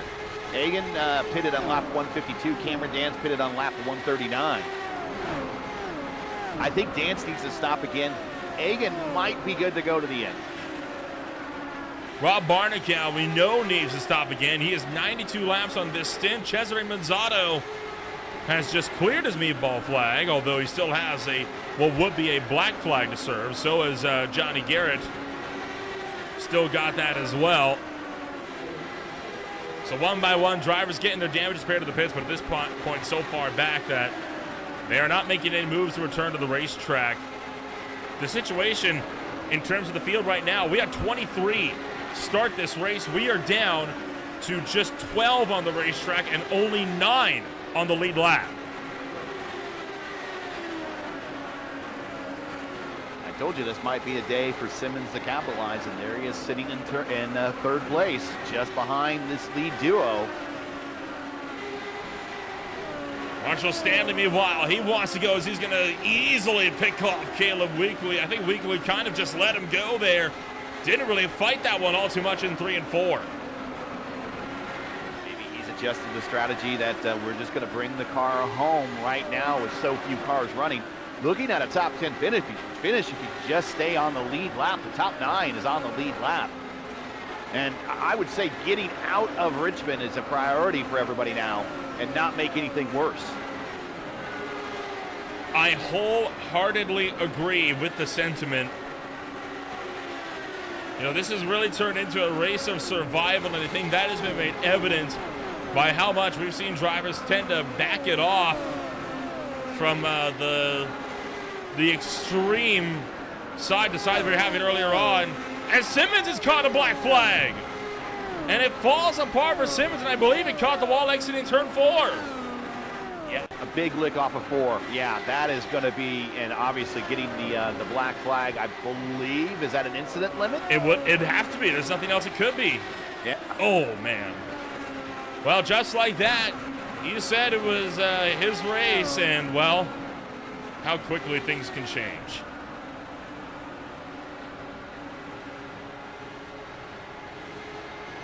Well, now his race definitely switches to, well, I had a shot for the lead, I had a shot for the podium. Now it goes back to the drive to survive strategy. Just get to the end, get what points are getting out of this weekend, and get on out of here. Jan Hoffman is still thinking points, as he's going to take 6th place away from Franz Josef Stum in 3 and 4. Stum went a little bit too wide and just allowed for Hoffman to get down the inside. Rob Barnicow also wants to try to open up the door on Caleb Weekly. And could we see the Team Chimera lap car potentially get in the mix? If they wanted to.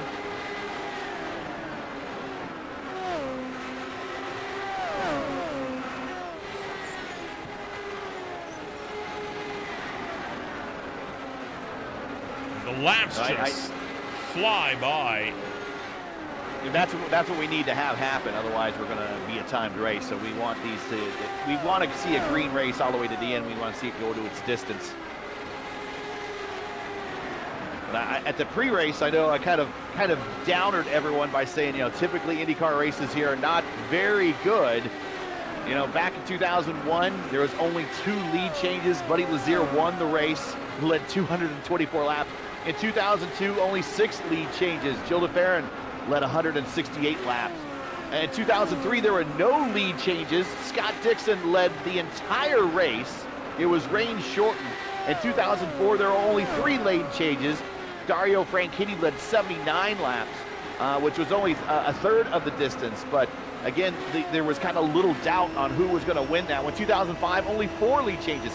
2006, only 1 lead change. 2007, 2 lead changes. 2008, 3. 2009, 3. So the IndyCar races in real life have been notoriously pretty bad here.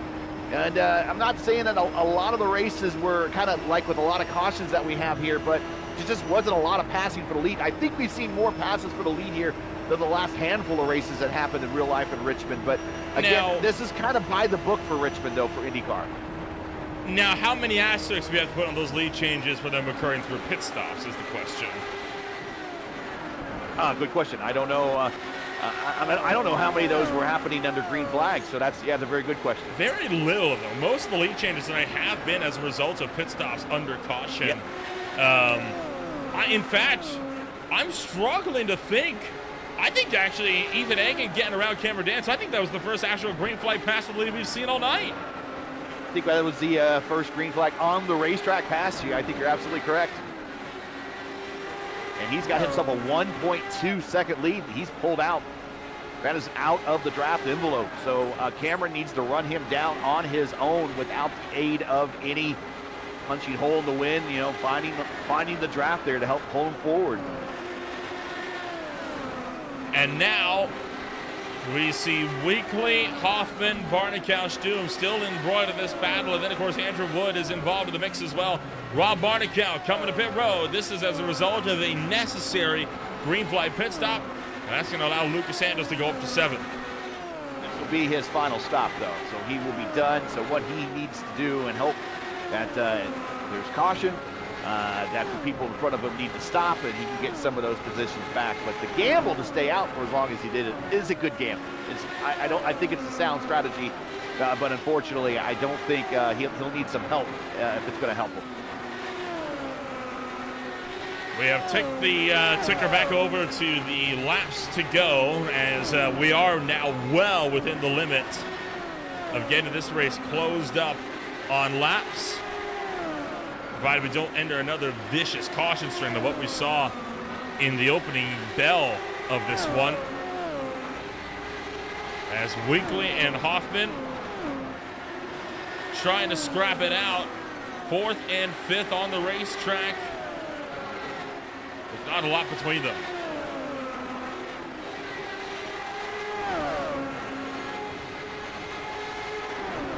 Ethan making his 62nd start here in the league. Cameron Dance making his 43rd start here today. Stanley up in the 3rd spot. Weekley in 4th now.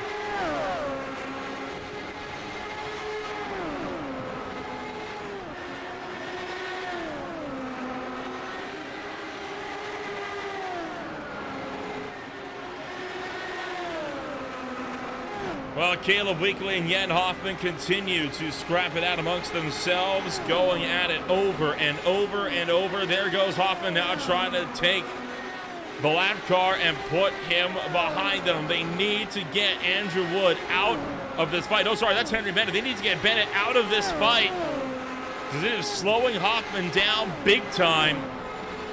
And it looks like finally Hoffman's able to put him behind. Now we can try to chase down Weekley, who is a half second up the road.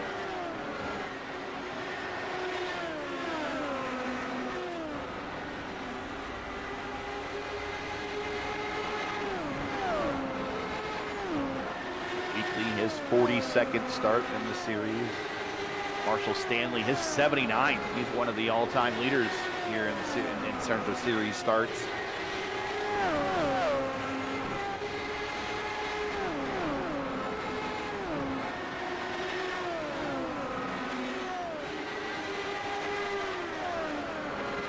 $55 laps now on the boards, and Hoffman has quickly run down Weekley all over again. You're right on board with the helmet as Hoffman tries to chase Caleb down. Will he look to the inside in 3? He sure is.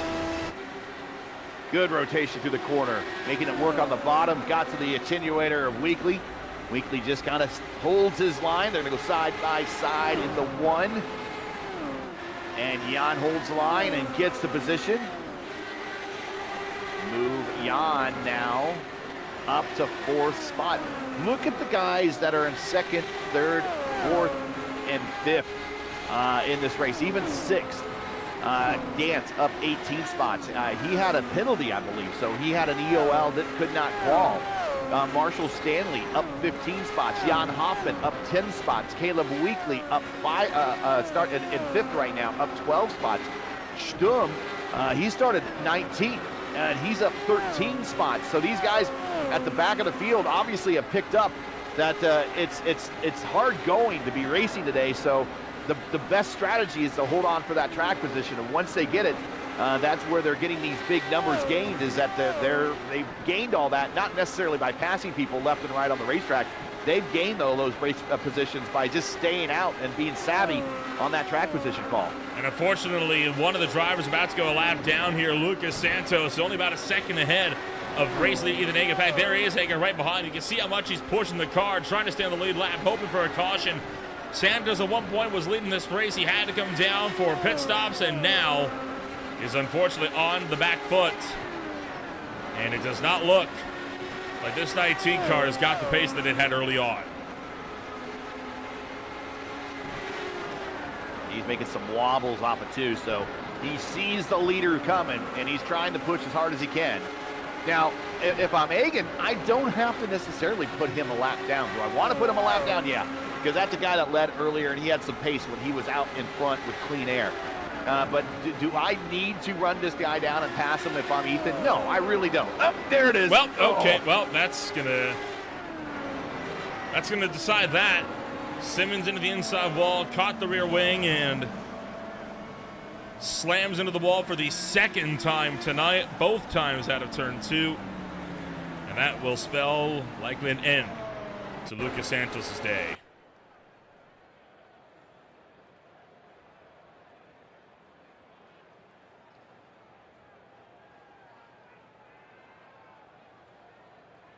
Same and this deal. is just, again, he crashes again coming off of yeah, 2, I think. Yeah, it's same place he did earlier. No, he crashed again. He stayed out on the racetrack, and he was coming back around and spun again off of 2. Oh no. Under current conditions, yeah. Get a look on. I think. Get a look on board Ethan Hagen to this one, because this is a very, very near miss. Oh boy. Oh. And Ethan's coming to pit road, so he must have thought that he could not make it on fuel. So he's going to come for fuel and tires, make this his final stop. And this turns over the lead to Marshall Stanley in his 80th start in these cars. No wins, no career wins here in the CIS. Close many times. And he's going to pick up the lead with 45 now coming to 44 to go. And when you race at Richmond, you would think that number of laps is a big number, but 45 laps here is like 25 or so at a bigger track. They'll go by very, very quickly. So could we be? I don't know. I've been the horrible jinx today, but everything I've talked about has happened today. So I don't know if I should say anything or not, but we could be looking at a first-time winner here. Wouldn't that be something for Marshall Stanley? I mean, finally coming home and taking an absolutely stellar drive. Stanley, you mentioned how many times he has been close to clinching that race win. Kind of pulling up his stats within the Classic Indycar series so far. I mean, you're looking at 79 total starts. Only 10 of those races he's been in the top 5. 30 of those he's been in the top 10. And out of those top 5 finishes, he has finished in second place 3 times and 4 on the podium.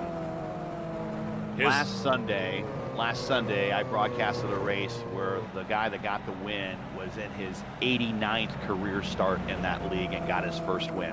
And I got to tell you, everybody feels good when someone that has been in the league that long, who has never gotten a win, finally gets that first win. So I'm sure there's other drivers that are further down in this order that are maybe out of contention that are probably rooting for Marshall right now.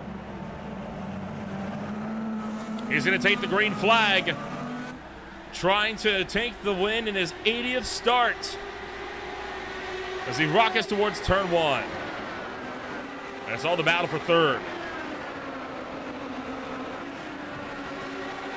Hagen picks off. Brand new tires. Yeah, brand new tires and enough fuel to get to the end. He's good to go. Cameron Dance, Caleb Weekly, both going to make their way by Franz Josef Stum and make short work of him. While Jan Hoffman dropping back from Marshall Stanley. Of course, Hoffman and Stanley are teammates. And something tells me Hoffman is not going to be the guy that's going to be taking that first win away from Stanley. Cal. Oh, boy. Look out. And that was a little bit of a buffer for Stanley, and that is gone now. Well, the good news is if he can pull it out once, he can do it again.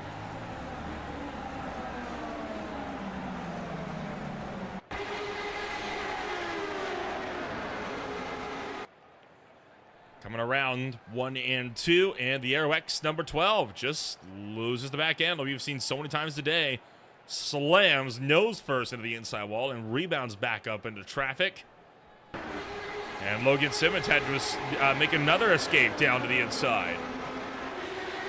Marshall last pitted on lap 157. He's 55 laps into his stint. I gotta believe he is good to go to the end, so I don't see him coming out or coming off the racetrack at all unless he retires. So he's staying out. He's not moving from where he is. Now, how much of a wingman is Jan going to play here? Is Jan going to support his teammate? Is Jan going to want to run for the win here? Jan is currently in points. He is 8th in points. So does he want to kind of capitalize, because in front of him, Garrett having a bad race.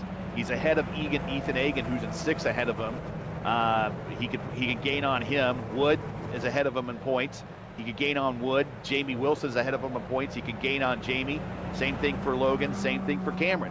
So really, Jan's in a position where he can gain on a lot of people if he wants to race for the win with his teammate, or he just wants to play wingman and protect his 6. And then right behind him, we have a lap car and Henry Bennett that has a lot of pace. We know he has pace. He led early stages of this race. And then we have Ethan Egan, who just stopped on pit road. 8-lap-old tires. We know he's good to go to the end. But after a while, even the good of the tires, if he has better tires, that's going to equalize fairly quickly here at Richmond.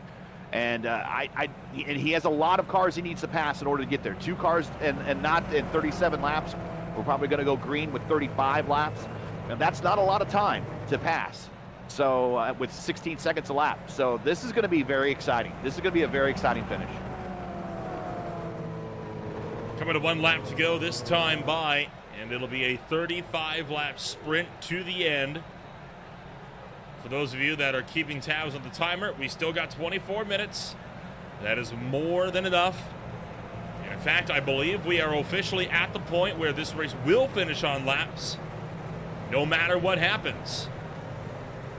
Because even under pacing, the lap times are just under a minute, about 52 seconds apiece. So there's definitely more than enough time, I think, to go the distance from here.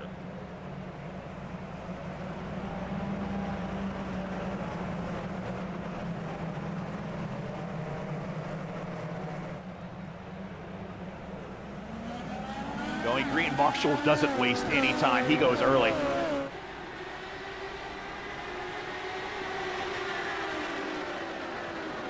Green flag back in the air as Marshall Stanley takes off. Jan Hoffman right on his 6. And again, we keep tabs of the battles for 3rd on down, as that is where much of the action will come from this afternoon. Ethan Egan wants to go. He's going to look to the inside of Henry Bennett to put the lap car behind him. And now, nothing standing between him and Jan Hoffman for the number 2 spot.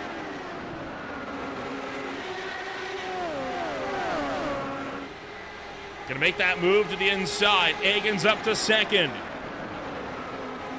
Full lap.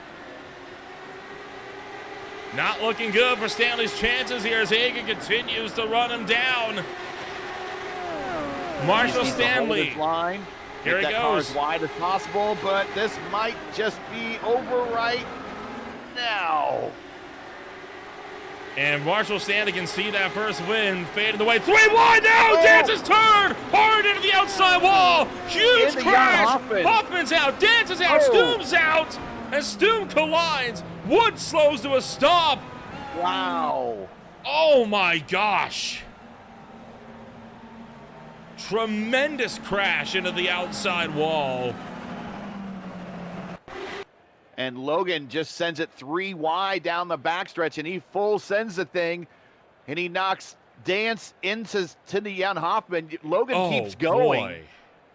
And again, that strategy I was talking about with Cameron about, get to the end of this race and become the points leader. Not anymore. Now, the good news is, should still score top 10 out of this, shockingly, but... Maybe, yeah. Oh, my. And Andrew Wood came to an absolute complete stop on the racetrack. I don't think he knew where to go. He's like, stop the car, stop the car, stop the car. Okay, everyone stopped in front of me. Yeah. All of a sudden, we may only have about 4 or 5 cars left after that one, but yet another major crash, and we'll have to take a moment to dissect this. We'll take a step back and return with the final laps in just a moment.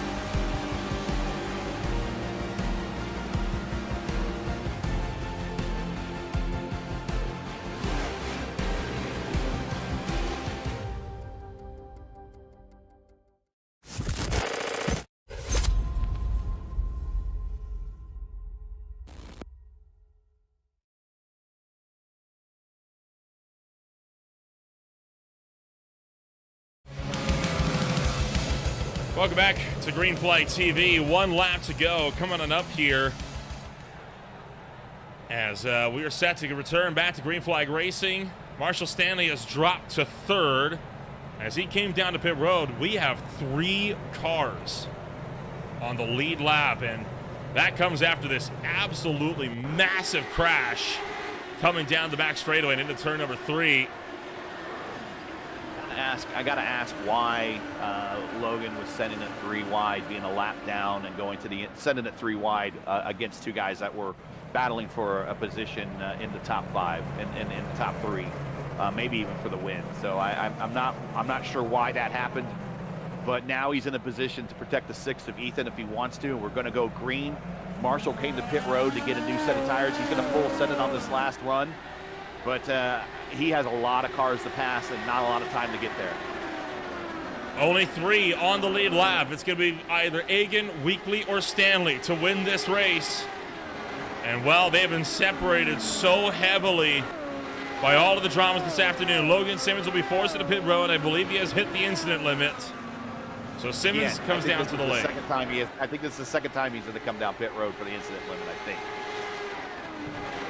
I could be wrong, but that's Caleb Weekly now up in the 2nd spot there.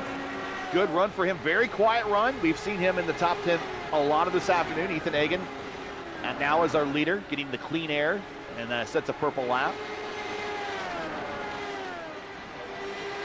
There's not much left in this race, is there? I mean, you got the top 3, and that's the only battle on the racetrack. Everyone else separated by just about a lap or more. And Egan has just resetted the fastest lap over and over and over again. I think this is Egan's race.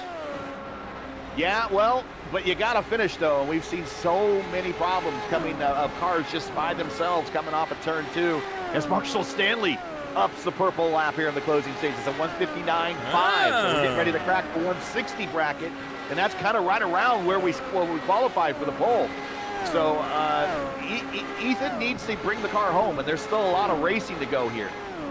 Like Stanley, Egan is a veteran. Oh, and there goes Stanley into the inside wall. Caution is out. Now, not a hard hit, That is not a race-ending hit. He didn't even lose the front wing. He doesn't have a meatball flag. That is recoverable. So it's not over yet. It is snapped back into place for him. So iRacing forgives him a little bit, but just so close to the end of the race. You don't want to see that happen to someone that we've all been kind of rooting for, been doing so well.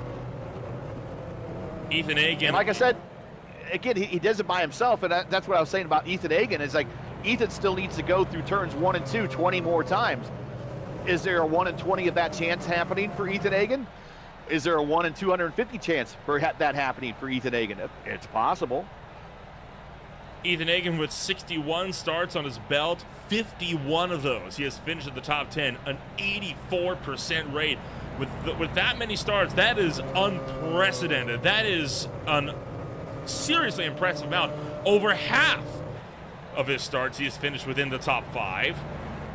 And he is, of course, a 7-time winner in the series as well. The latest of those wins came just last year, where he walked away with the win at the New Hampshire Motor Speedway on August 17th, almost a full year ago. And in fact, it would be a year ago to the day when we returned from the summer break.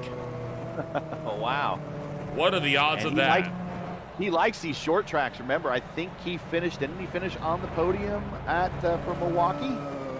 So he likes these short tracks, but it looks like Marshall is back underway here. He finished 12th at Milwaukee. He was one of the drivers, I think, that actually crashed out of that race. He did finish in 3rd at Portland, though, this season, as well as at Indianapolis and at Mobility Resort Motegi.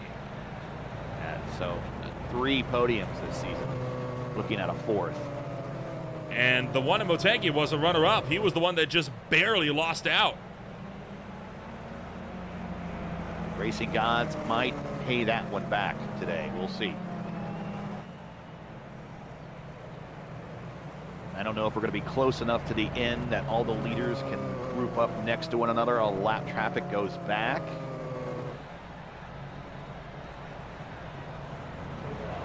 There's also a possibility of unseen damage on Stanley's car, so needs to be cognizant of that.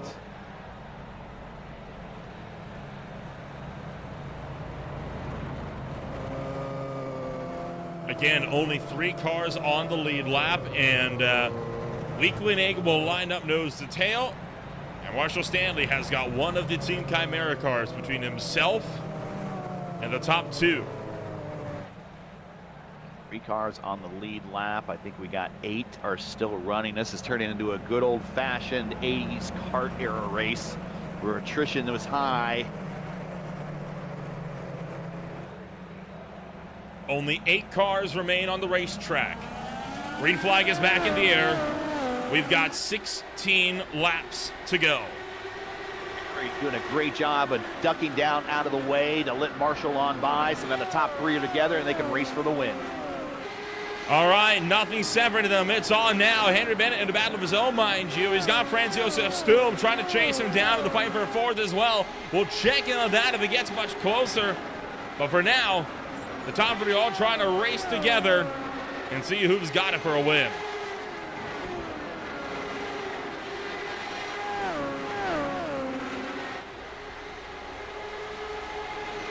See how well those newer tires on Stanley car does. 15 lap old tires versus 31 lap old tires for the cars in front of them. You would think under normal style of Indycar racing that's a pretty big deficit, and that the younger tires would be better here, as Marshall Stanley, well, Marshall Stanley goes purple with a 159.8. And he is all over the gearbox of Caleb Weekly. But Weekly playing defense here, trying to keep Ethan Hagen with that good race lead. Stanley's going to look to the inside. Weekly's not going to defend. Stanley to the inside. Stanley's through to 2nd. And now we'll see, can he run down Ethan Hagen? He's got time. He's got time. Not a lot of it, but he's got time. And I was getting ready to say, at 15 lap old tires, it starts to equalize, and in terms of the performance out of 30 lap old tires versus 15 lap old tires, tends to be about the same, but he is running down Ethan here, 0.5 of a second now. Oh my gosh, this is nerve-wracking, right? I mean, it'd be his, what, 4th or 5th second place finish without being able to take a race win. Does he have it in him? We're side by side as well for 4th, as Stum going to get around Henry Bennett into turn 1. 0.3 of a second now to lead. He's running them down in the corners. Desperate to try and find a way to get through. He's not going to get there. Meanwhile, Marshall Stanley is all over the back of Ethan Hagen, sorry. He's been closing a 10th and a half a lap. This race is on. Does Marshall Stanley take his first win in 80 starts? Lap traffic in front of him. That lap traffic needs to be cognizant that there's a battle for the lead in the closing stages here. Ethan there he goes! He the attenuator goes to the inside, but he needs to watch coming off a corner to exit. The bottom gets slippery down there. Oh my word! Marshall Stanley! Marshall Stanley is the leader. Great job. And he pulls away with 5 to go. 5 laps left to go in this one. Ethan Hagen trying to chase him down. History on the verge of being made as Marshall Stanley trying to take his first race win of his classic Indycar Series career. So many times he has had heartbreak. Does he have the chance to get it done this afternoon? IndyCar history, Michel Jourdain Jr. had over 100 starts before he got his first IndyCar win. Buddy Lazier had over 90 IndyCar starts before he got his first win, which was the 96 Indy 500. It is not unheard of to go deep into one's career and get a first-time win. It's rare, but it's not unheard of. 2 to go.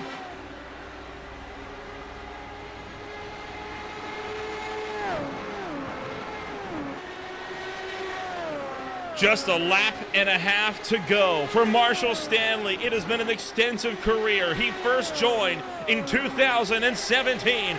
Since then, he has been a staple to the Classic IndyCar Series grid. He has taken 30 top 10s of his career, 10 top 5s, and out of those, he has finished second 3 times. Tonight, he is a Classic IndyCar Series winner for the first time in his career. Great job, especially after recovering from that spin. We thought it was all over for him. He came to pit road, got a new set of tires, reset, and drove it all the way back to the front again. Unbelievable.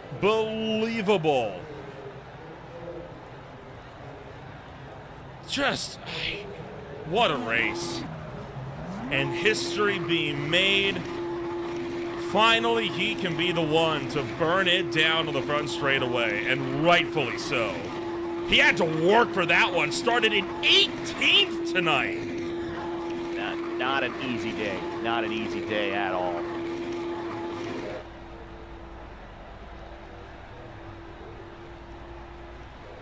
It's always a Get the donut in. It's always a feel-good moment when you see something like this, right? Yeah, first-time winners. Everyone's always happy to see a first-time winner, especially someone that has obviously paid their dues. And when I say paid their dues, it's put in a ton of laps, ton of practice, ton of participation, been a contributor to the community, been a contributor to the league, and getting that first big W. And I saw it, firsthand when Greg Moore got his first IndyCar win. After that, the second win becomes a little bit easier. It's always that first win. It's always getting to the top of the mountain and getting over that first big peak. And now the sky's the limit, really, for Marshall. And we saw him get close to a win at Indianapolis at the end of last season. If you remember that race, I was watching it. You were calling it. And he's put some other good performances in this season. So him finally getting that first big win wasn't unheard of this season. And he finally did it right here at the action track. And these type of races really do kind of contribute sometime to people getting their first win. But sometimes the first-time winner is not always the fastest guy on the racetrack. Sometimes it's the smartest guy on the racetrack that knows how to keep the car out of trouble and just how to bring it to the end. And that's one of those type of races was today. And Marshall Stanley put all those 89 starts to work today, and it paid off for him for the big win. We'll take a rundown of your official post-race results here this afternoon. A wild showing here at the end of the night, as only 3 cars will finish on the lead lap. Marshall Stanley takes his first career win in his long career for the Classic Indycar Series. Ethan Akin will finish up in the number 2 spot. From there as well, you're going to have Caleb Wakely, the last car on the lead lap. From there, Franz Josef Sturm finishes 4th, overtaking Henry Bennett. Logan Simmons finishes 6th, Andrew Wood in 7th. Stefan Mellis finishes 8th. He was the last car to finish racing action tonight. From there, Jan Hoffen is in 9th with Cameron Dance closing out the top 10. Barnica, unfortunately, was up in the top 5 at one point, showing some pace. He finishes 11th. Lucas Santos led a good chunk of this race, finishes 12th. Johnny Garrett was in a position at one point to look very good, to get a good finish out of this race and possibly a win. 13th. Manzato 14th, Seb Kinder 15th, Giacometti 16th, Strauss, Wilson, McBean, and Aiken round out the remainder of your top 20. From there, Robert Groscher, Joshua Fortune, and VJO will all finish all the way down to 23rd, with VJO not even making it 5 laps into racing action here this afternoon. And well, with that, we're going to take a run down and give a chit-chat here to all the drivers that finished this race on the podium. And what a race it was this afternoon. A caution-filled race, yes. A race of attrition, yes. But a history-making race also, yes, yes, and yes. We'll talk to the man of the hour, Marshall Stanley.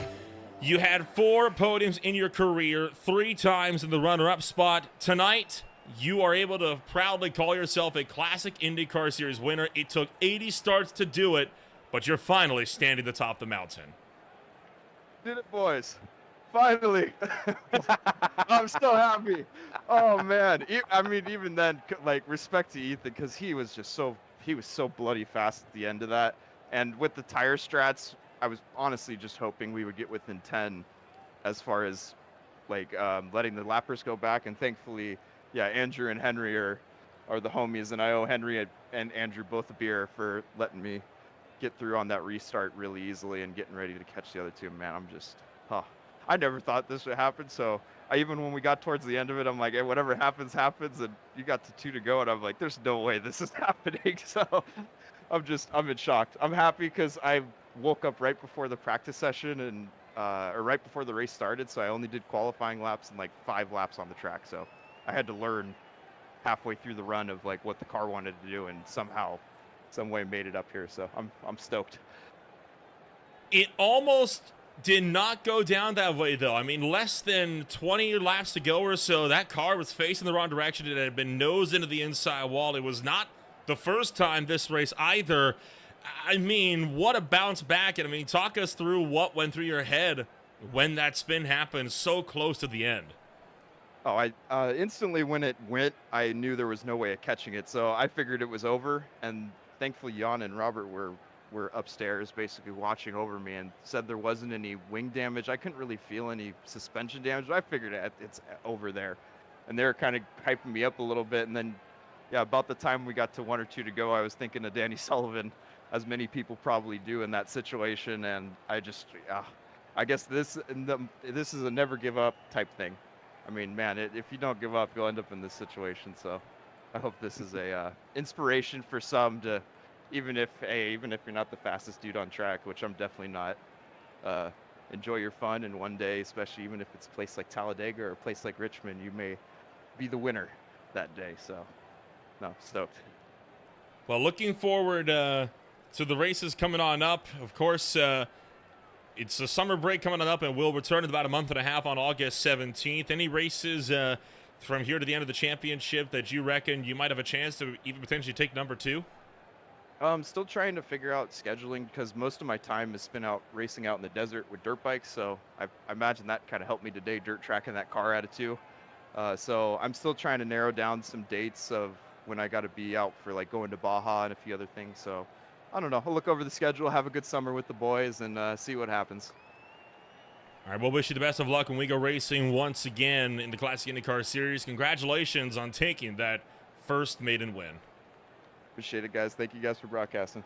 Marshall Stanley comes home number 1 this afternoon, and what a legendary race it was for him. We'll move on down to Ethan Hager. The driver that finishes second is standing by with Gary Godsoe. Hey, Ethan, so close yet so far there at the end. It looks like the newer tires on Stanley's car when he made that last dip down the pit road might have been the call that won him the race, but you hung on. It was a very difficult race, and to come home second almost kind of feels like a win, especially with all the close calls you had here, all of the attrition, all of the yellow flag laps. At least coming home second, it helped you at least keep pace and gain some of the points. You gained 2 positions in the championship. You're now 4th. Yeah, I mean, it is a good points day, but that is frustrating. I mean, I don't understand how 2 left first tires made a difference, but I guess that's what it is. But my car did get very, very tight in those last couple of laps. But yeah, that's really frustrating to lose like that. But no matter what, it's a huge congrats to Marshall. Been a long time coming for him. But yeah, just very frustrating. Was it part of the reason that maybe that your car was getting tight late into a run is that we didn't get very many opportunities to get the car very late in the runs here, where you had a chance to feel that feeling earlier? Did you have any indication in the earlier runs that later in the run that your car would be getting tight like that? Considering all the caution flags, we had 19 cautions for 76 laps. I mean, that has to take some. I know some drivers use. Especially a long race, some of the earlier laps kind of as a unofficial test and kind of see how the car does and behaves later in the run. And we didn't get a lot of chances to go late in the runs here because of all the cautions. Yeah, I think that the last set of tires I put on, I think I went a little too hard, which the reason why I probably got tighter than usual. I mean, I got tight on the other runs, but I was being more careful with it. But yeah, I think I just went too hard. But I think the restarts, they were always fine, felt like new tires every time, but then after a while it just got tight and just wasn't there at the end. Before we let you go here, another podium finish. I think this is your 4th podium finish this season. So, I mean, you got yourself in a good position here in the points going into the summer break and looking forward to the second half of the season. Anybody you want to shout out, friends, family, sponsors, anybody that you want to say hi to for getting this P2 today? I know you're a little disappointed, but I know there's a lot of people, considering the attrition of this race, that would love to switch spot with you today. Yeah, I mean, just want to thank everyone at Team Watson Racing. They always bring very good setups, and I'm just glad to be racing with them, and just want to say hi to my family, and I just know they're watching. Congratulations, and we send it back to Nolan. Ethan Hagen comes home number 2, and we'll move on down to Caleb Weekly, the driver that comes on number 3, and I believe the first time we've actually been able to talk to Caleb Weekly here on Green Flag TV outside of our preseason media day. But Caleb, a hard race tonight. You come home 3rd after having to start from 17th on the grid. Kind of talk us through your fight of survival as you come home last driver on the podium and on the lead lap. Yeah, that was a crazy race. A lot of avoiding crashes. But we were just, I had a very wicked understeer all race. So I was kind of fighting that. I avoided the crashes. And by the end of the race, I think with the adjustments we made, it was a lot better. Just a little too much understeer, though, to have anything for Ethan or Marshall.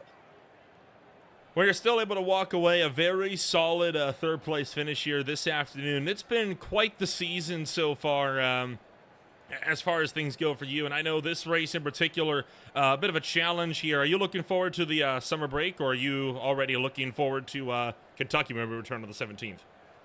Unfortunately, with the way it falls, like the semester for college is starting right as the summer break ends, so it's kind of misfortunate for the timing of it. But yeah, I'm looking forward to it. I think we at Iconic have a great program, especially on ovals. I think we are one of the best teams, and while we didn't get it tonight, I do feel like if I keep getting put in these situations, that first win's going to come sooner or later.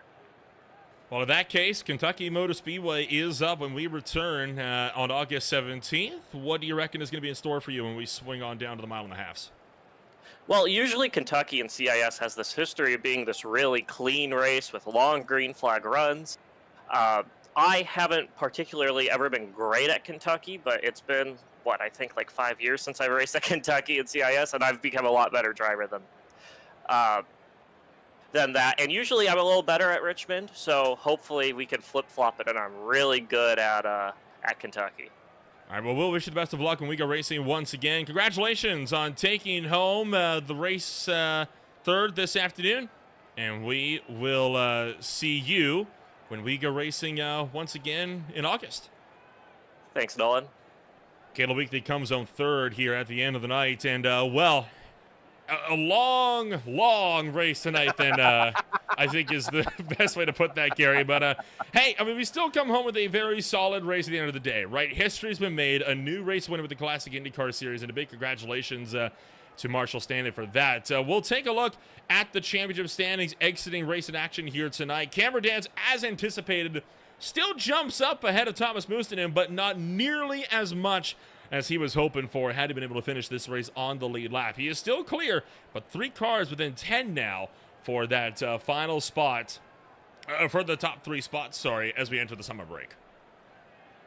I think he wanted a little bit more. He's going to finish 8 ahead of Logan. Logan moves up to 2nd. Logan probably is going to be looking at maybe some penalties. I don't know. I can't say that. It's up to race control. He had a bit of a rough race. Let's just put it that way. A lot of racing incidences. He might have some penalties he's looking at for the next race, but he is now 2nd in the points. And now we're heading to the portion of the schedule which really kind of favors him and his preference of style of courses, ovals, more than a little bit everyone else. So he is now 2nd in the points. Thomas just not showing up for the ovals, and he's hanging tough by keeping pace on the road courses. But again, second half of the season, we have more ovals than road courses, so he might have to start showing up for some of these ovals. He is now down in 3rd.